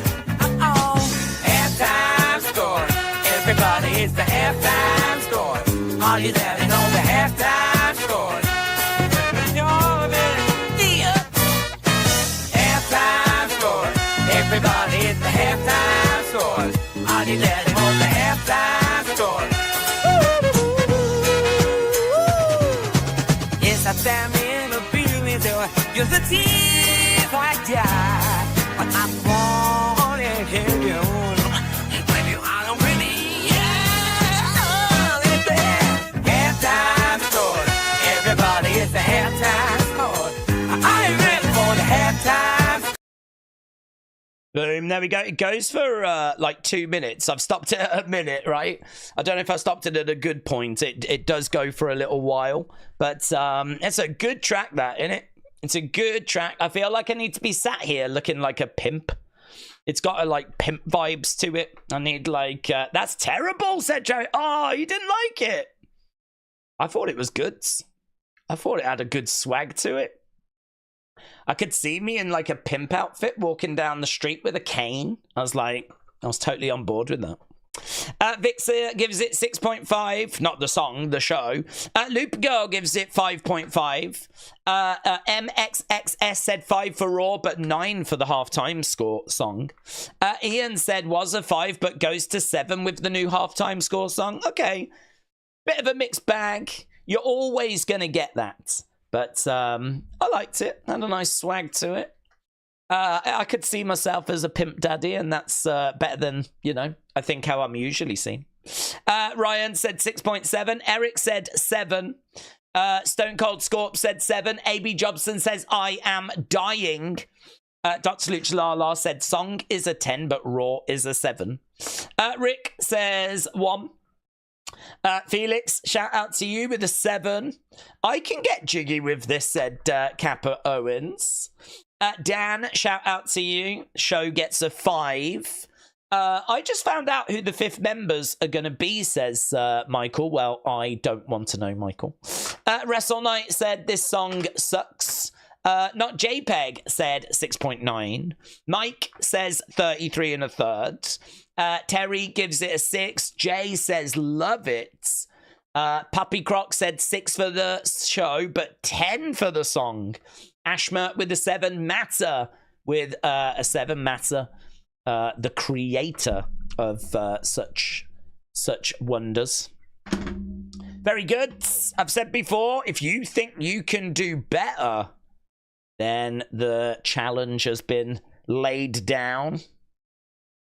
So there we go. Can you create better than what Matter was able to conjure up for us? Right, we are back to the show. It was a pretty short break, that one, unfortunately. Sometimes we're here and we're just blasting down loads, but it was only a short one.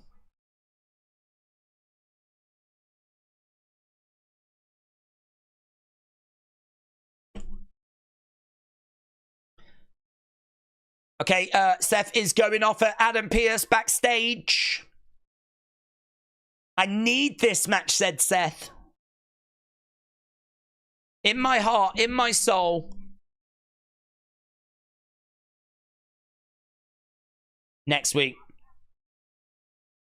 One more time next week. Oh, here's Sammy. Sammy's come to have a word with Seth. Hear me out. It ain't happening.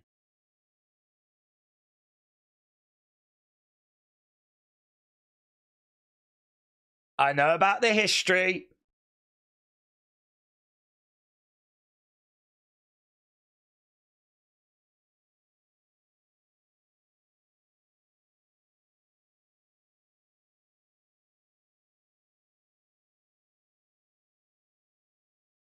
That family bond never goes away. I know deep down there's a family bond with you and Roman. Doesn't have anything to do with the Bloodline story, though, does it? You might be digging into the Shield story, but it doesn't have anything to do with the Bloodline. I think you're our 5th man. I think Jay thinks it's Rey Mysterio.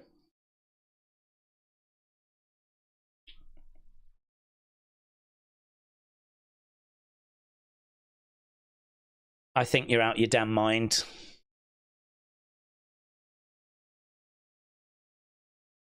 After everything I went through.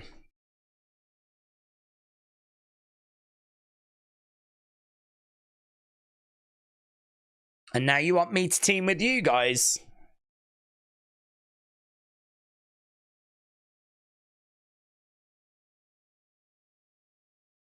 I know better than anyone who Roman Reigns really is.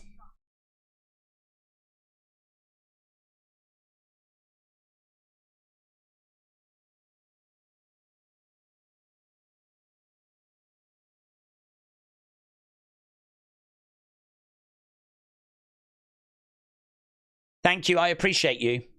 But the answer's no.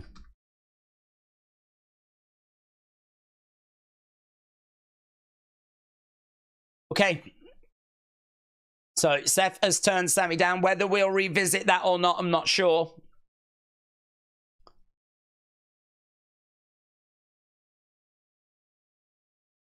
So Damian Priest is coming down now. So it's going to be Damian Priest against Ludwig.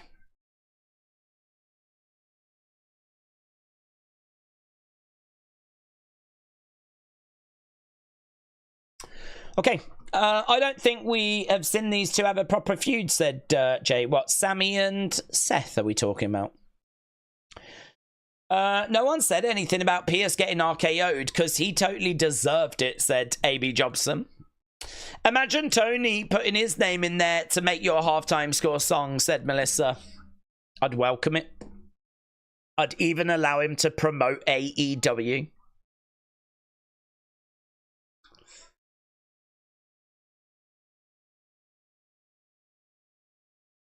All right. Kerry King of Slayer is the guest guitarist for Damian Priest's theme song.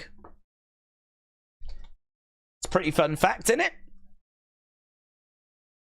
Okay, Damian Priest versus Ludwig Oh my gods, I'm not doing it again. There we go. Johnny Fatu was strongly linked to WWE after a storyline that he had gone missing about a month ago. Oh yeah, but they came out and apologized. They apologized and they said that that was something that they had been working on and that it was stupid and it was a storyline, and they're really sorry if people were worried about that. So there's nothing about him joining WWE. I mean, if you want to dig into family members, you can go Hikuleo and you can go Lance and Hawaii, but I really don't expect either to be involved in Bloodline. War Games. Again, the Lance has been signed to a WWE ID contract. Well, I think he has. Either that or he's going to be coming into NXT. He's been pictured in NXT. And then Hikuleo is rumored to be going to NXT. So those are two family members that they could go with. They're both with WWE, but I think Lance is even injured at the moment. I don't even think Lance is medically cleared. So it's more likely to be a Cody or a Randy or a Kevin, or do you know what I mean? It's more likely to be a main roster star that we're just going to shove in there to get them onto the show. But didn't Pierce promise Bron Breakker he would find him an opponent by tonight, said Ian? He did, yeah. Perhaps he'll tell him on Raw Talk who we found, then maybe we do the match next week or something. Ludwig glaring over at Damian Priest.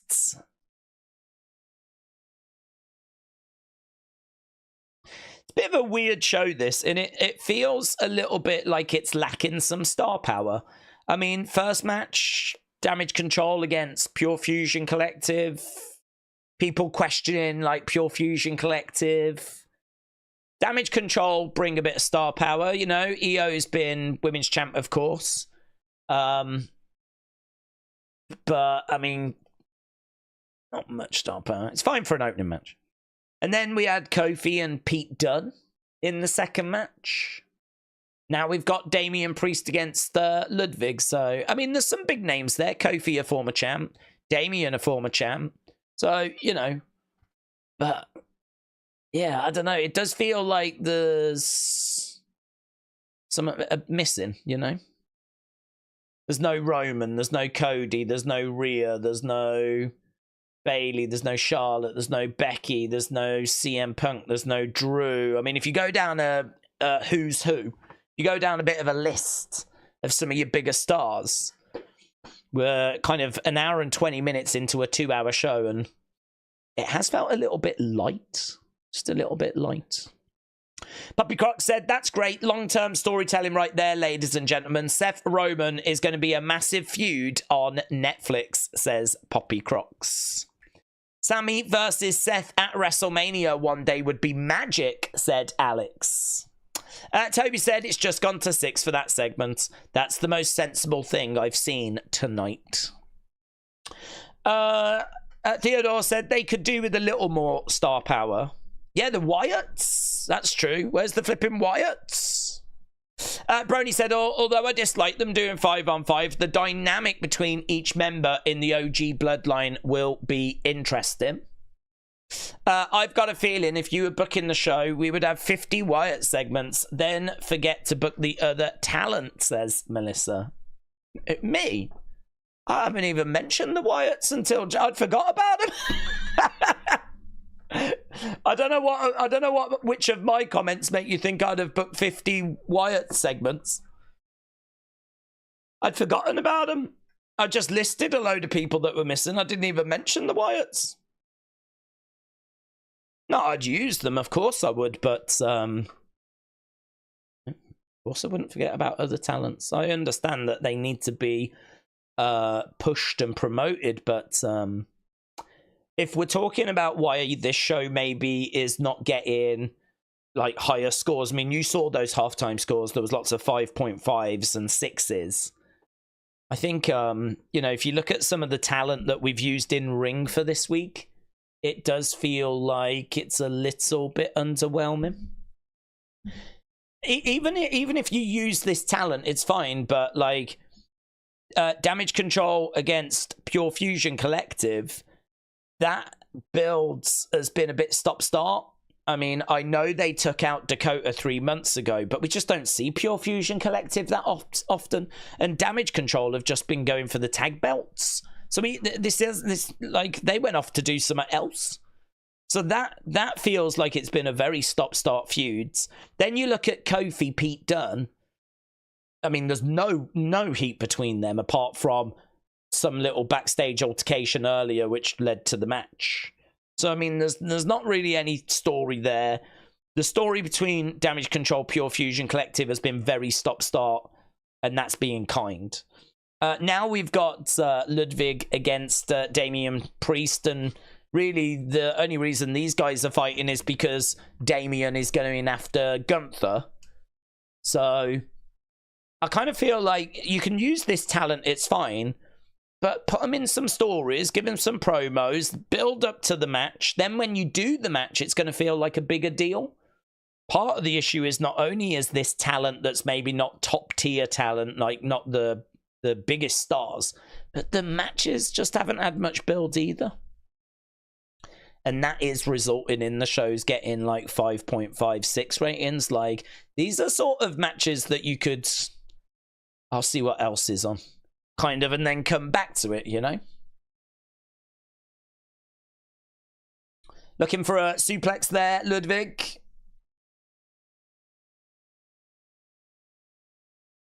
I got a feeling that Heyman is going to bring Punk back for Roman's team, says Macca Rice. Gang Bang Niner Gang said, no Wyatts. I'm done with Raw tonight. This means the women's tag match with Mid Morgan is going to main event, said Dr. Luchalala. Kian said, in your opinion, if Ambrose ever came back, do you think that we would get another chance of seeing face Ambrose versus heel Rollins? Because they'd have a great rivalry over the years. I don't know. I think if we brought Ambrose back, what with him coming in from AEW, it depends how he left. Cody left AEW of his own accord. They wanted him to stay, but he left. So, you know, you bring him in as a face, that's no problem. I don't know how Moxley would leave AEW, but if he was to come back, I would get the feeling we'd probably treat him as a moody heel. We'd try and book him kind of the way he wants to be booked.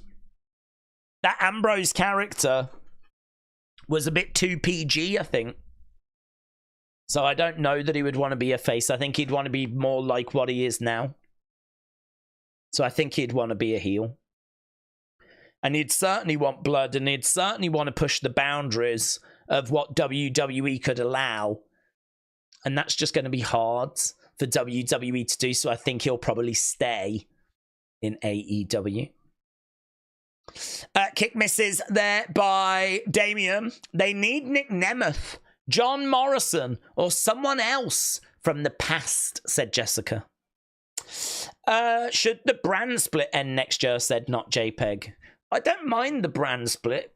I mean, I don't mind us showcasing like this talent that's trying to come through, like Pure Fusion Collective, Ludwig Kaiser, Pete Dunne. You know, these are names that are not near the top of the cards, and dare I say, not even around like a mid-card title at the moment, but they've got to get featured. We've got to use them, and that's absolutely fine.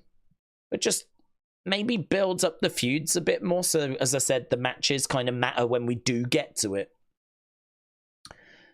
Boom. Big clothesline. Do we think they're holding back better storylines for the Netflix era? I think they will definitely kick a lot of stuff off then, yes. I don't know if we do hold stuff back, but we tend to hold it back for WrestleMania. And for those kind of big shows. So there'll be some stuff that pays off for Survivor Series, and they'll definitely want to kickstart a load of stuff for Netflix, yes. But you would still like the show to be a bit more essential than maybe how it's felt tonight. This feels like a show that you could have skipped, and I really don't think you're going to have missed a great deal. It's just the odd little bit you need to know about, like the 5-on-5 thing, you know? So it's a win for Damian Priest. Let's get match scores.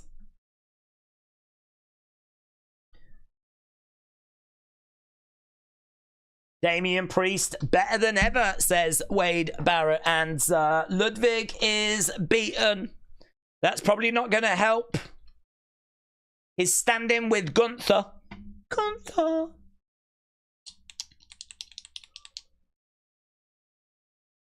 Gunther standing, looking, and walks to the back.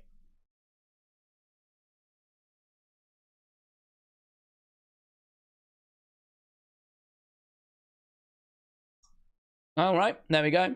The Rock on the cover of GQ magazine and promoting his film Red One, which I have seen some early reviews are not very kind.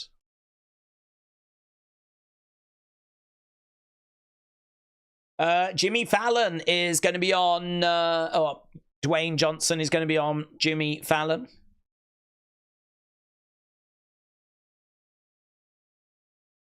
'24 Entertainer of the Year.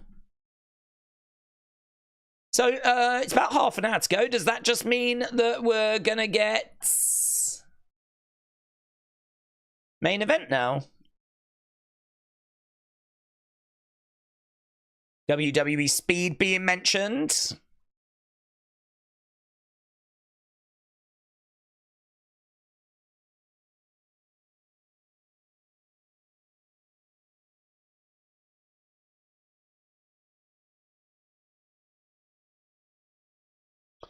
So, Sheamus against Bron Breakker last Wednesday went the distance.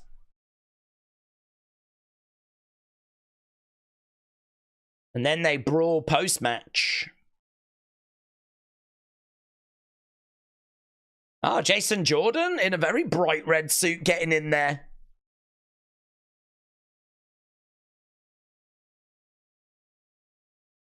There's Bron Breakker backstage with Kathy Kelly. That belt looks quite big on his shoulder, doesn't it?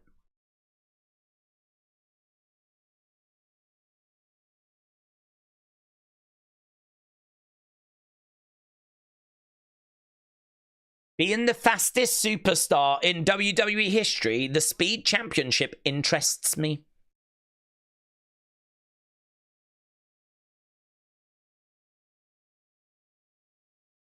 Here's Sheamus.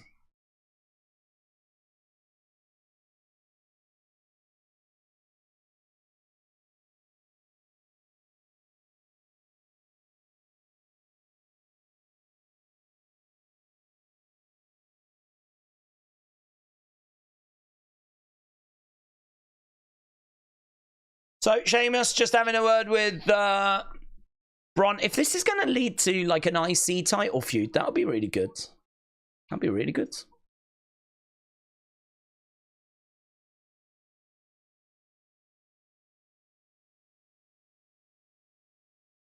Let me ask you something.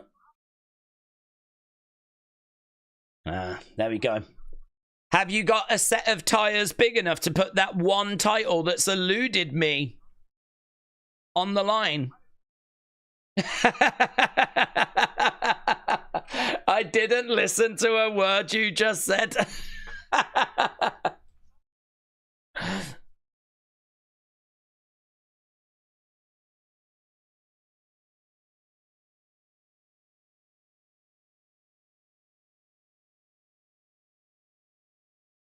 Do me a favor, kid. Shine that title up real nice. It's going to be spoilers. Oh, God. Sheamus against Bron next week for the IC title. Jimmy's trying to get Bron Breakker on his team. Flipping lost his mind.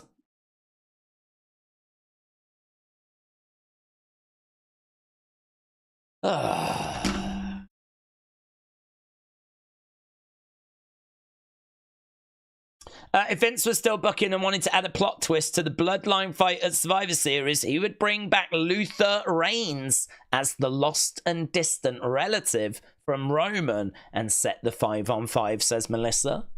AKF said, Daze, I'm still very uncertain what the women's War Games match is going to be. I do think it'll be Team Liv, but I don't know about the other team.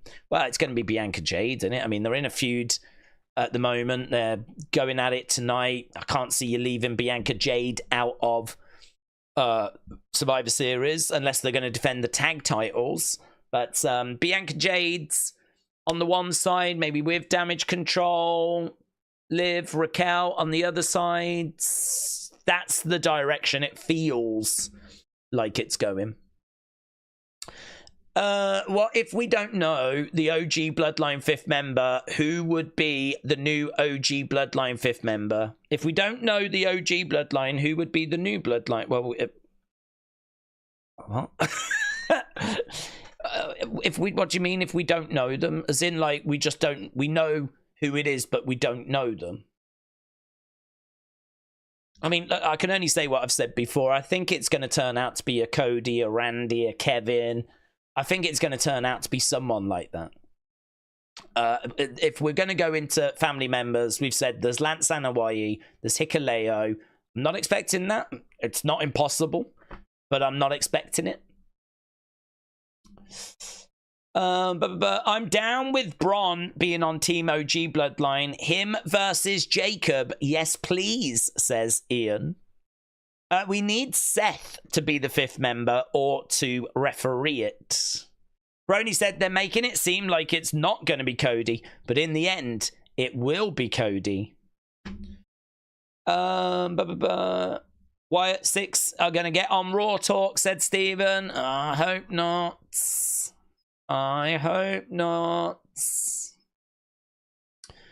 That would be a real shame if they were. Dean Ambrose to join OG Bloodline, says Brony. Green shirt guy for OG Bloodline. Undertaker and Cocaine could be the 5th members. Duran said no special guest refs, please. Yeah, we don't need special guest refs. Where is the Wyatts? I am done with WWE, said Gang Bang Niner Gang. Aubrey said, is there anyone that would actually be happy if it was Cody? I don't know. I don't know who people want it to be. Wait. It's got to be Trinidad Flag Guy. Oh, that'd be great. Trinidad Flag Guy could go with OG Bloodline, and then Green Shirt Guy can go with Timu Bloodline, and that makes a lot of sense. I think there's a good chance that Braun ends up being the one for the face team. It makes more sense than Cody, and it works to benefit more people involved, says LS Dub. Sammy reached out to me to be the 5th member. I sadly had to turn him down. I didn't want to embarrass the others, said It's Bryn again. Big Time said, I know fans are saying that 3-hour Raw and SmackDown is great for talent, but I'm worried that Triple H is going to get burnt out creatively right in 6 hours of shows, and then the product will start to suffer. Toby said, yeet Cody 2%, no yeet Cody 98%. WWE saluting the veterans. There's Becky being shown. Oh, it's interesting that they chose to show Becky. Oh, look at Roman before, like, he had his teeth done.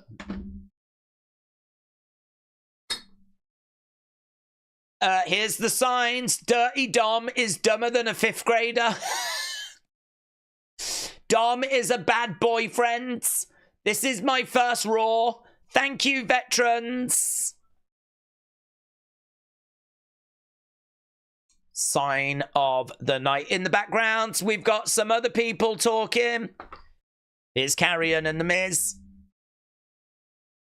Miz has had enough. He wants a leave of absence. He's done.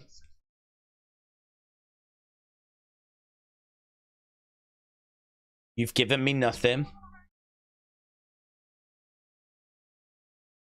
Explain this.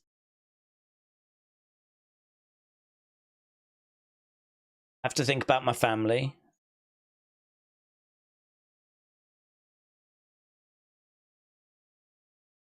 I promised I'd changed, and they let me go.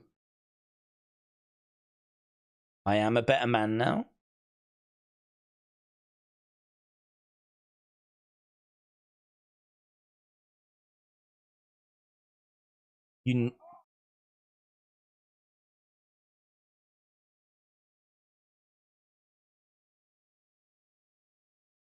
This is your fault. This is great. Carrion's great. Oh, God. Now he's been grabbed by the AOP.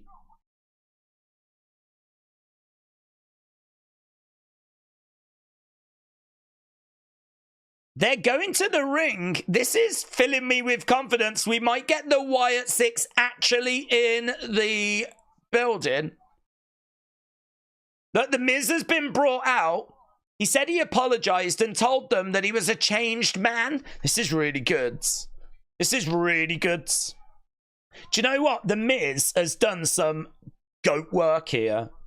The Miz has been genuinely scared for the Wyatts. He's built up their aura.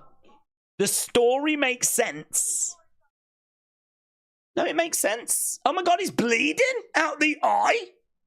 There's blood coming down the side of the face of the Miz.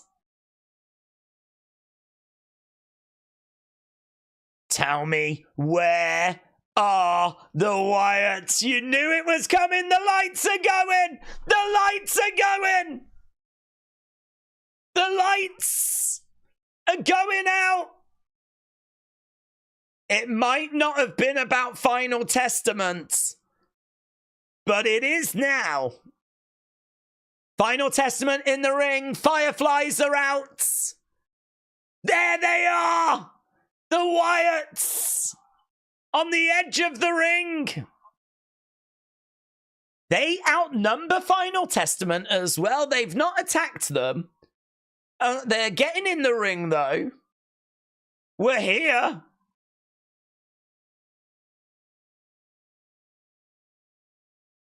He said, I want an explanation.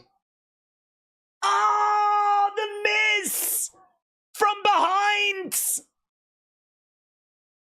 Oh, Miz hit Rowan with a chair.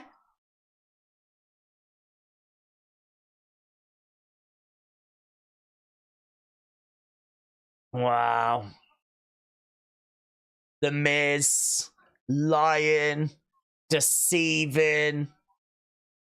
Scarlett hurling Nikki off the edge of the ring. Chair shot again. AOP colliding. Gacy and Dexter into each other. Chair shot.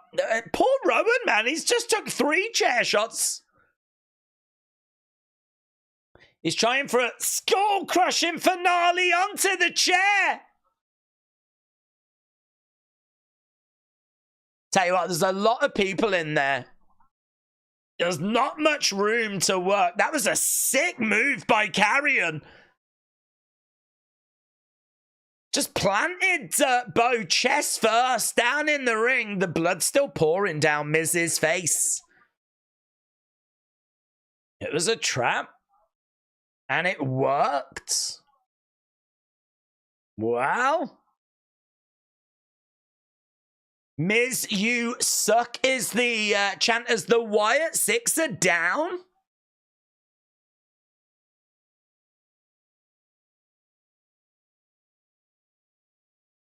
Wow, you don't expect that, do you? You don't really ever see the Wyatt Sicks. So when we do actually get to see them, they're all beaten up. There's Bo, though. He loves it. He's laughing his head off.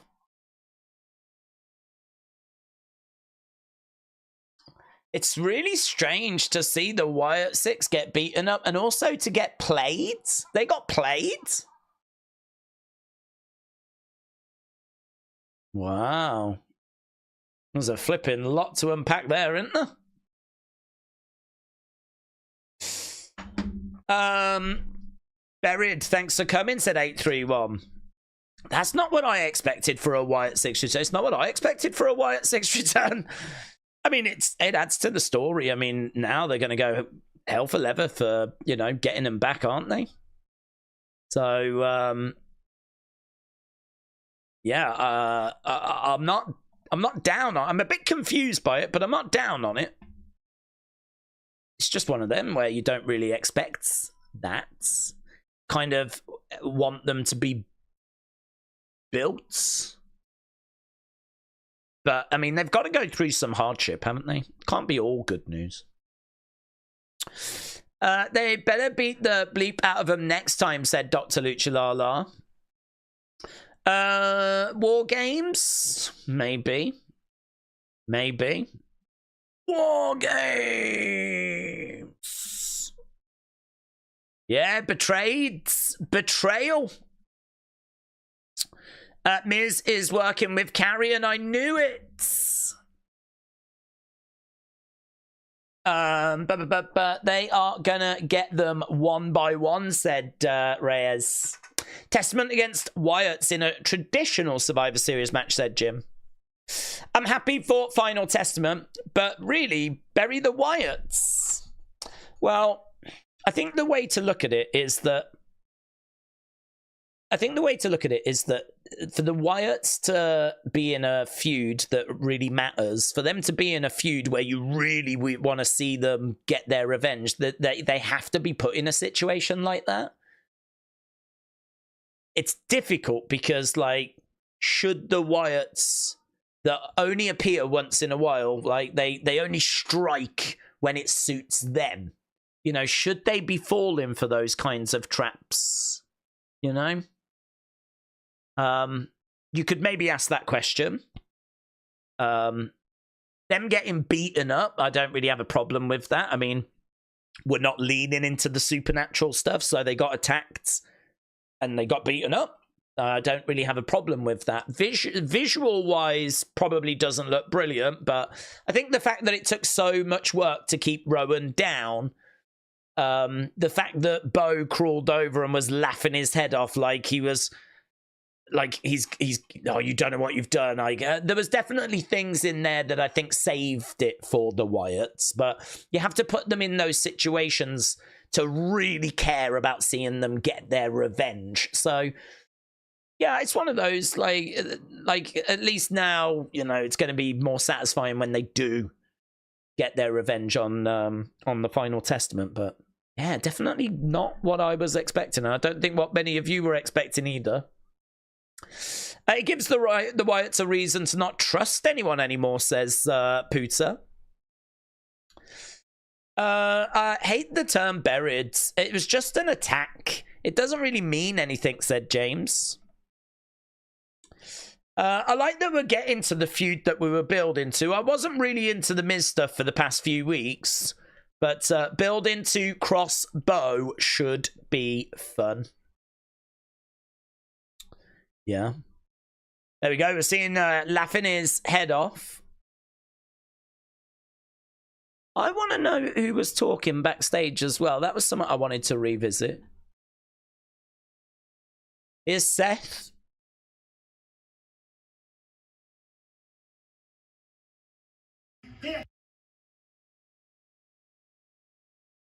Give me a minute. What's this?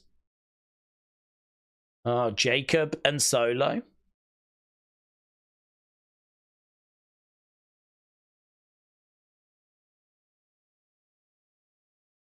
So now Jacob and Solo are trying to get Seth. Why don't we join forces and take him out?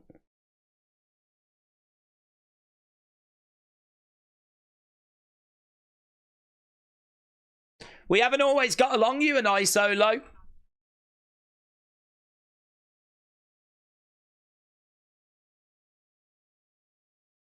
Next time I'm in the ring with Roman,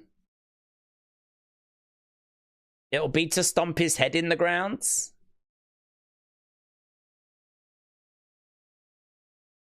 Never again will I team with Roman.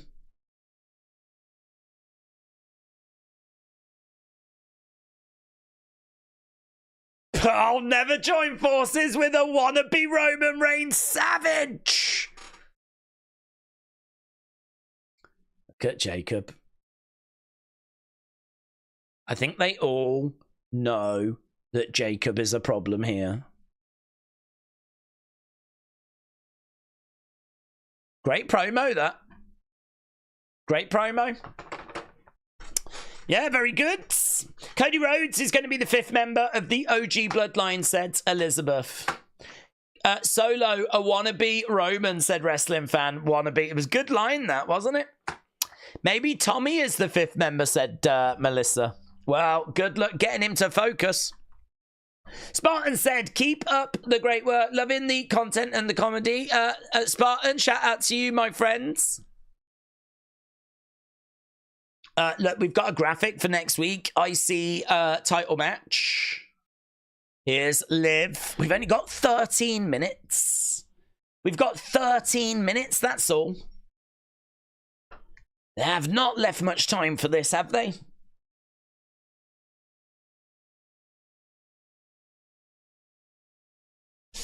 Bianca and Jade.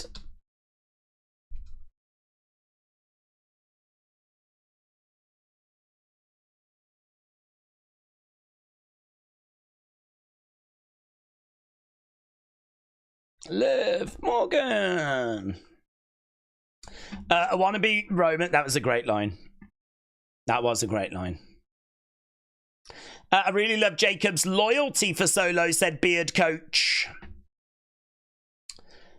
Something will come of Seth being approached by Sammy and Solo. They wouldn't have shown him if he was just shrugging it off.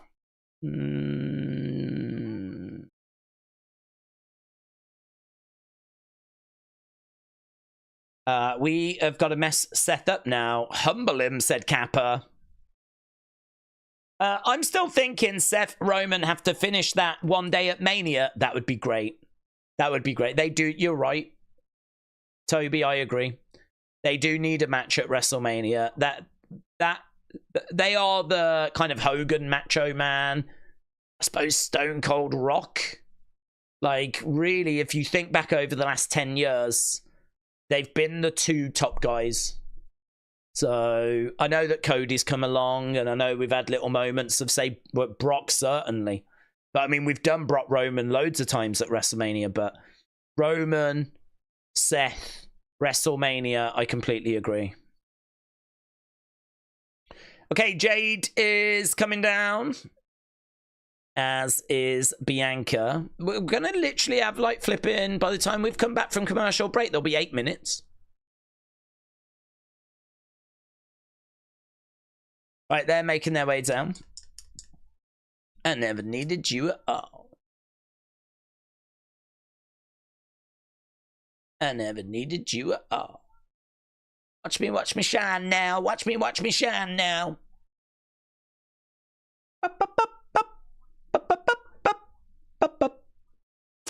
Everyone is down about tonight, about the Wyatt Sicks, but they will be on their first pay-per-view this year, and that's exciting, said Nathan. Are people down, are they? I actually don't know where the mood is. I'm not sure what the mood is.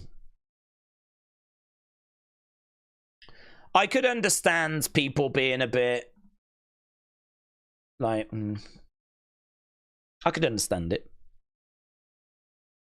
You know, we don't ever really get the Wyatts, so to actually get them and then see them get beat up, I could understand people being a bit like, oh, that's not what I was looking for. But as we said, I think it's just going to set up what's to come, you know.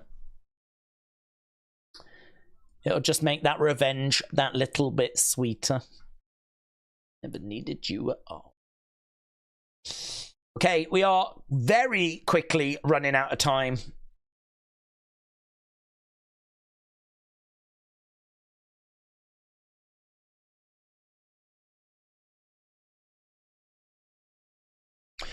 We've got to pay attention to the next message. It's sure to be significant, says Pooter.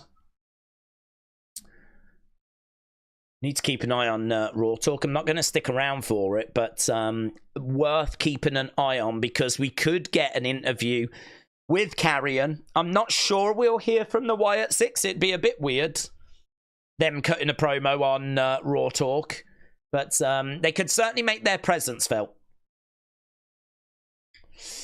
Okay, we are underway then with our main event of the evening.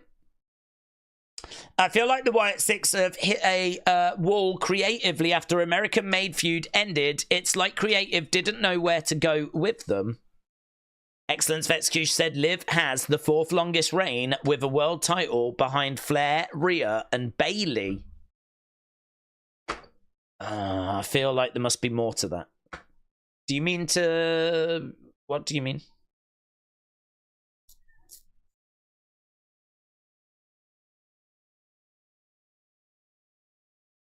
I mean, female-wise, you got Fabulous Moolah, haven't you? Her reign was 25 years. So, are we talking about with this specific title? But then, I don't think Charlotte's had this title, or Bayley. Richard said, I hope this match ends in a no contest. Pure Fusion Collective attack Liv and Raquel and Jade Bianca. Mark my words, no contest, said Richards.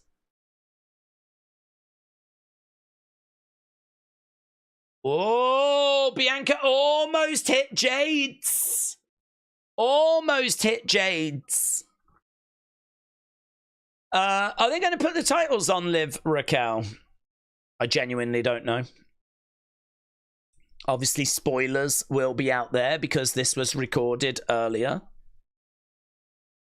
Nice drop kick there by Liv. So, be careful, kids, if you're out on the internet, because you might bump into some spoilers. How did The Miz leave the Wyatt Sicks when he was captured? They let him go, he said. He said that they let him go because he said that he had changed and, you know, they believed it. And then, of course, he was being a goofy goof.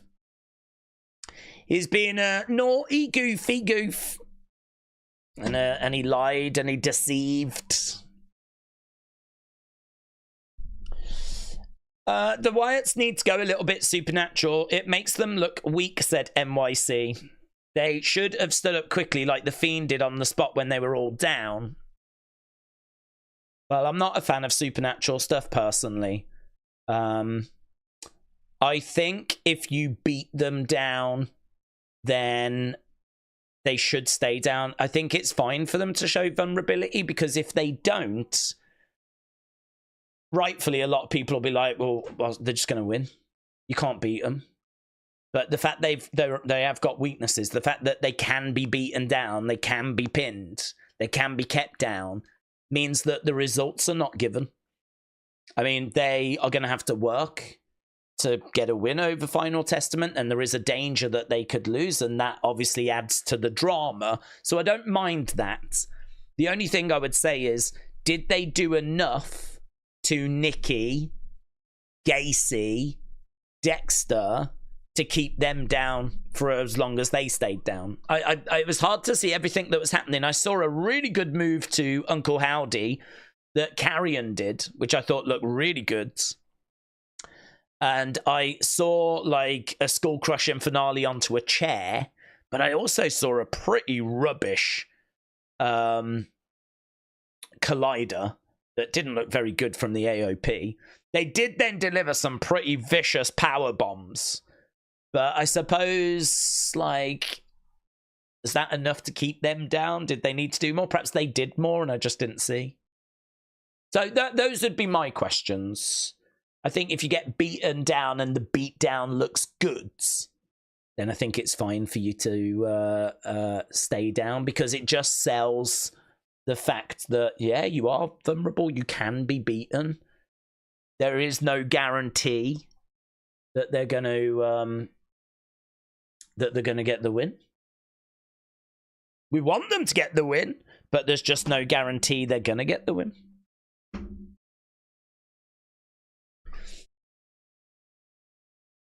Elbow there by Jades. Is the Jade Bianca tension true? I don't know. It's just something that Coach came out and said.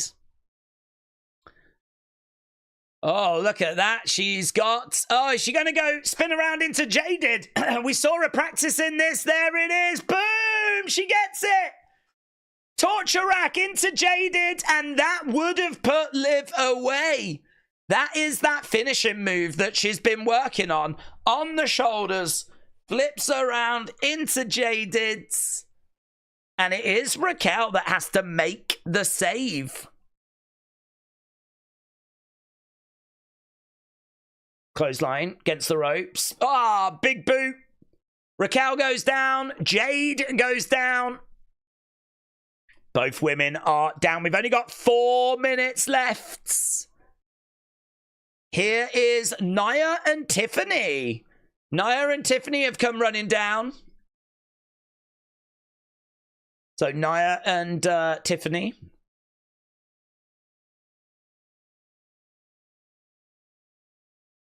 So is Raquel going to benefit here? Jade is in the corner. Raquel is going up.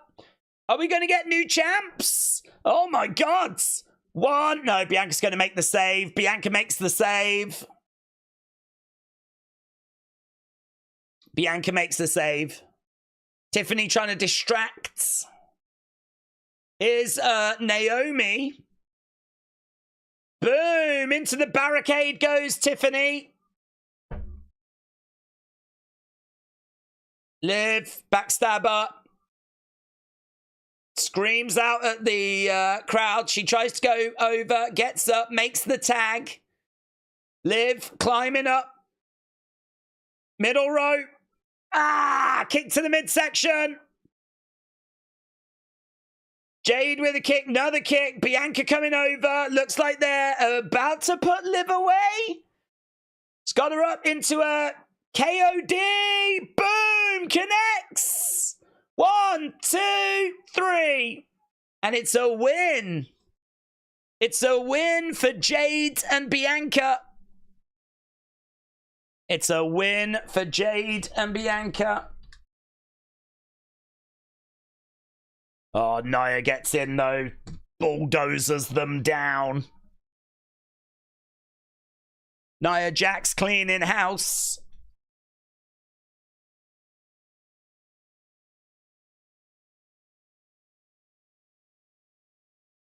Oh my God, we got loads of women coming down. So this feels like it's built into War Games.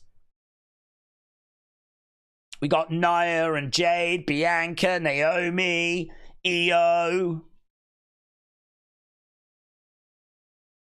Open palm strike there. To Tiffy time. Boom.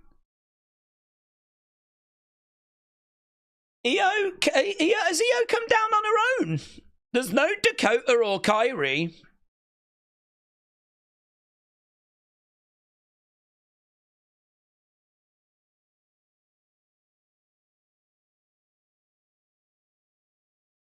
Looking for a suplex. Boom. Nia gets suplexed. Nia gets suplexed.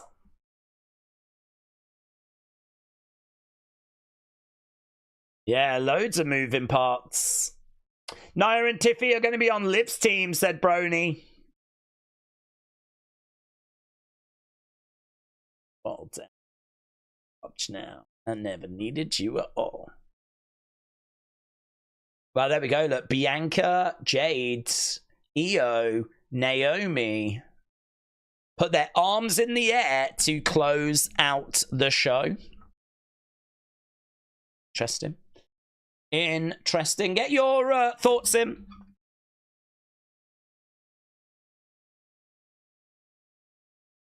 You can get your scores in. This is why doing War Games every year doesn't work. It's just clear that they book War Games matches for the sake of it, said Brony. Perfect chance for Tiffy to cash in on Nia or Liv at War Games, said Dr. Lucha Lala. Days part moved during that main event, said Matt Peets. Part moved. I don't know what you mean by that, buds. Why did Nia try to cost Bianca and Jade, said LS Dub?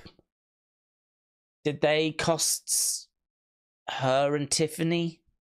I mean, they've been feuding, but I can't quite remember as to where we've been. But it's probably just something a little bit loose. Naira's mad they didn't let her in the group, said AB Jobson. Melissa said, sometimes it'd be more interesting to have stipulations, like where the winning members were able to book the show. Wouldn't Bailey have made more sense over EO, says Rob. IFAL said that was rushed. I do think they suffered with a bit of a timing issue at the end of that show. Yes, I do agree with you. It definitely felt like we didn't leave much time at the end. So, yeah, I agree that it did feel rushed. I don't want to hate on the match, but I do hate the logic. Bianca hates Bailey, but now their best is with EO. 6.5, says Alfie. Stuart giving it a 4.5. When was the last time we had Raw end without a big schmoz? Who impressed you in NXT, Stephanie or Julia? Has your mind changed on who you want to see beat Roxanne? I haven't really got a preference. I mean, Julia is the one that seems to have a bigger aura to me. But in the ring, I think Stephanie has probably been doing some slightly better work. I think that Julia, just her entrance is more captivating. Her entrance attire, just, yeah, everything about Julia just screams like big star. And she's right up there with Stephanie, but Stephanie, I think maybe a little tighter in the ring, just looks... They both look great. They both bring something slightly different. So, yeah, no, good. I like them both. I don't really have a preference. If either of them won, it would be fine. LS Dub said, I'm going to give it a 6. I didn't like the ending. I thought there was more negatives than positives. Do you remember when go-home shows were good? No. No, I don't. For the longest time, they've sucked. This wasn't even a go-home show. We can't even blame this on being a go-home show, to be honest. Right, let's end this poll. I'm going to run away and work on Unseen, and I'm going to put the opinions request up right now. Let's get that up, shall we? Feedback required. What did you think of Raw?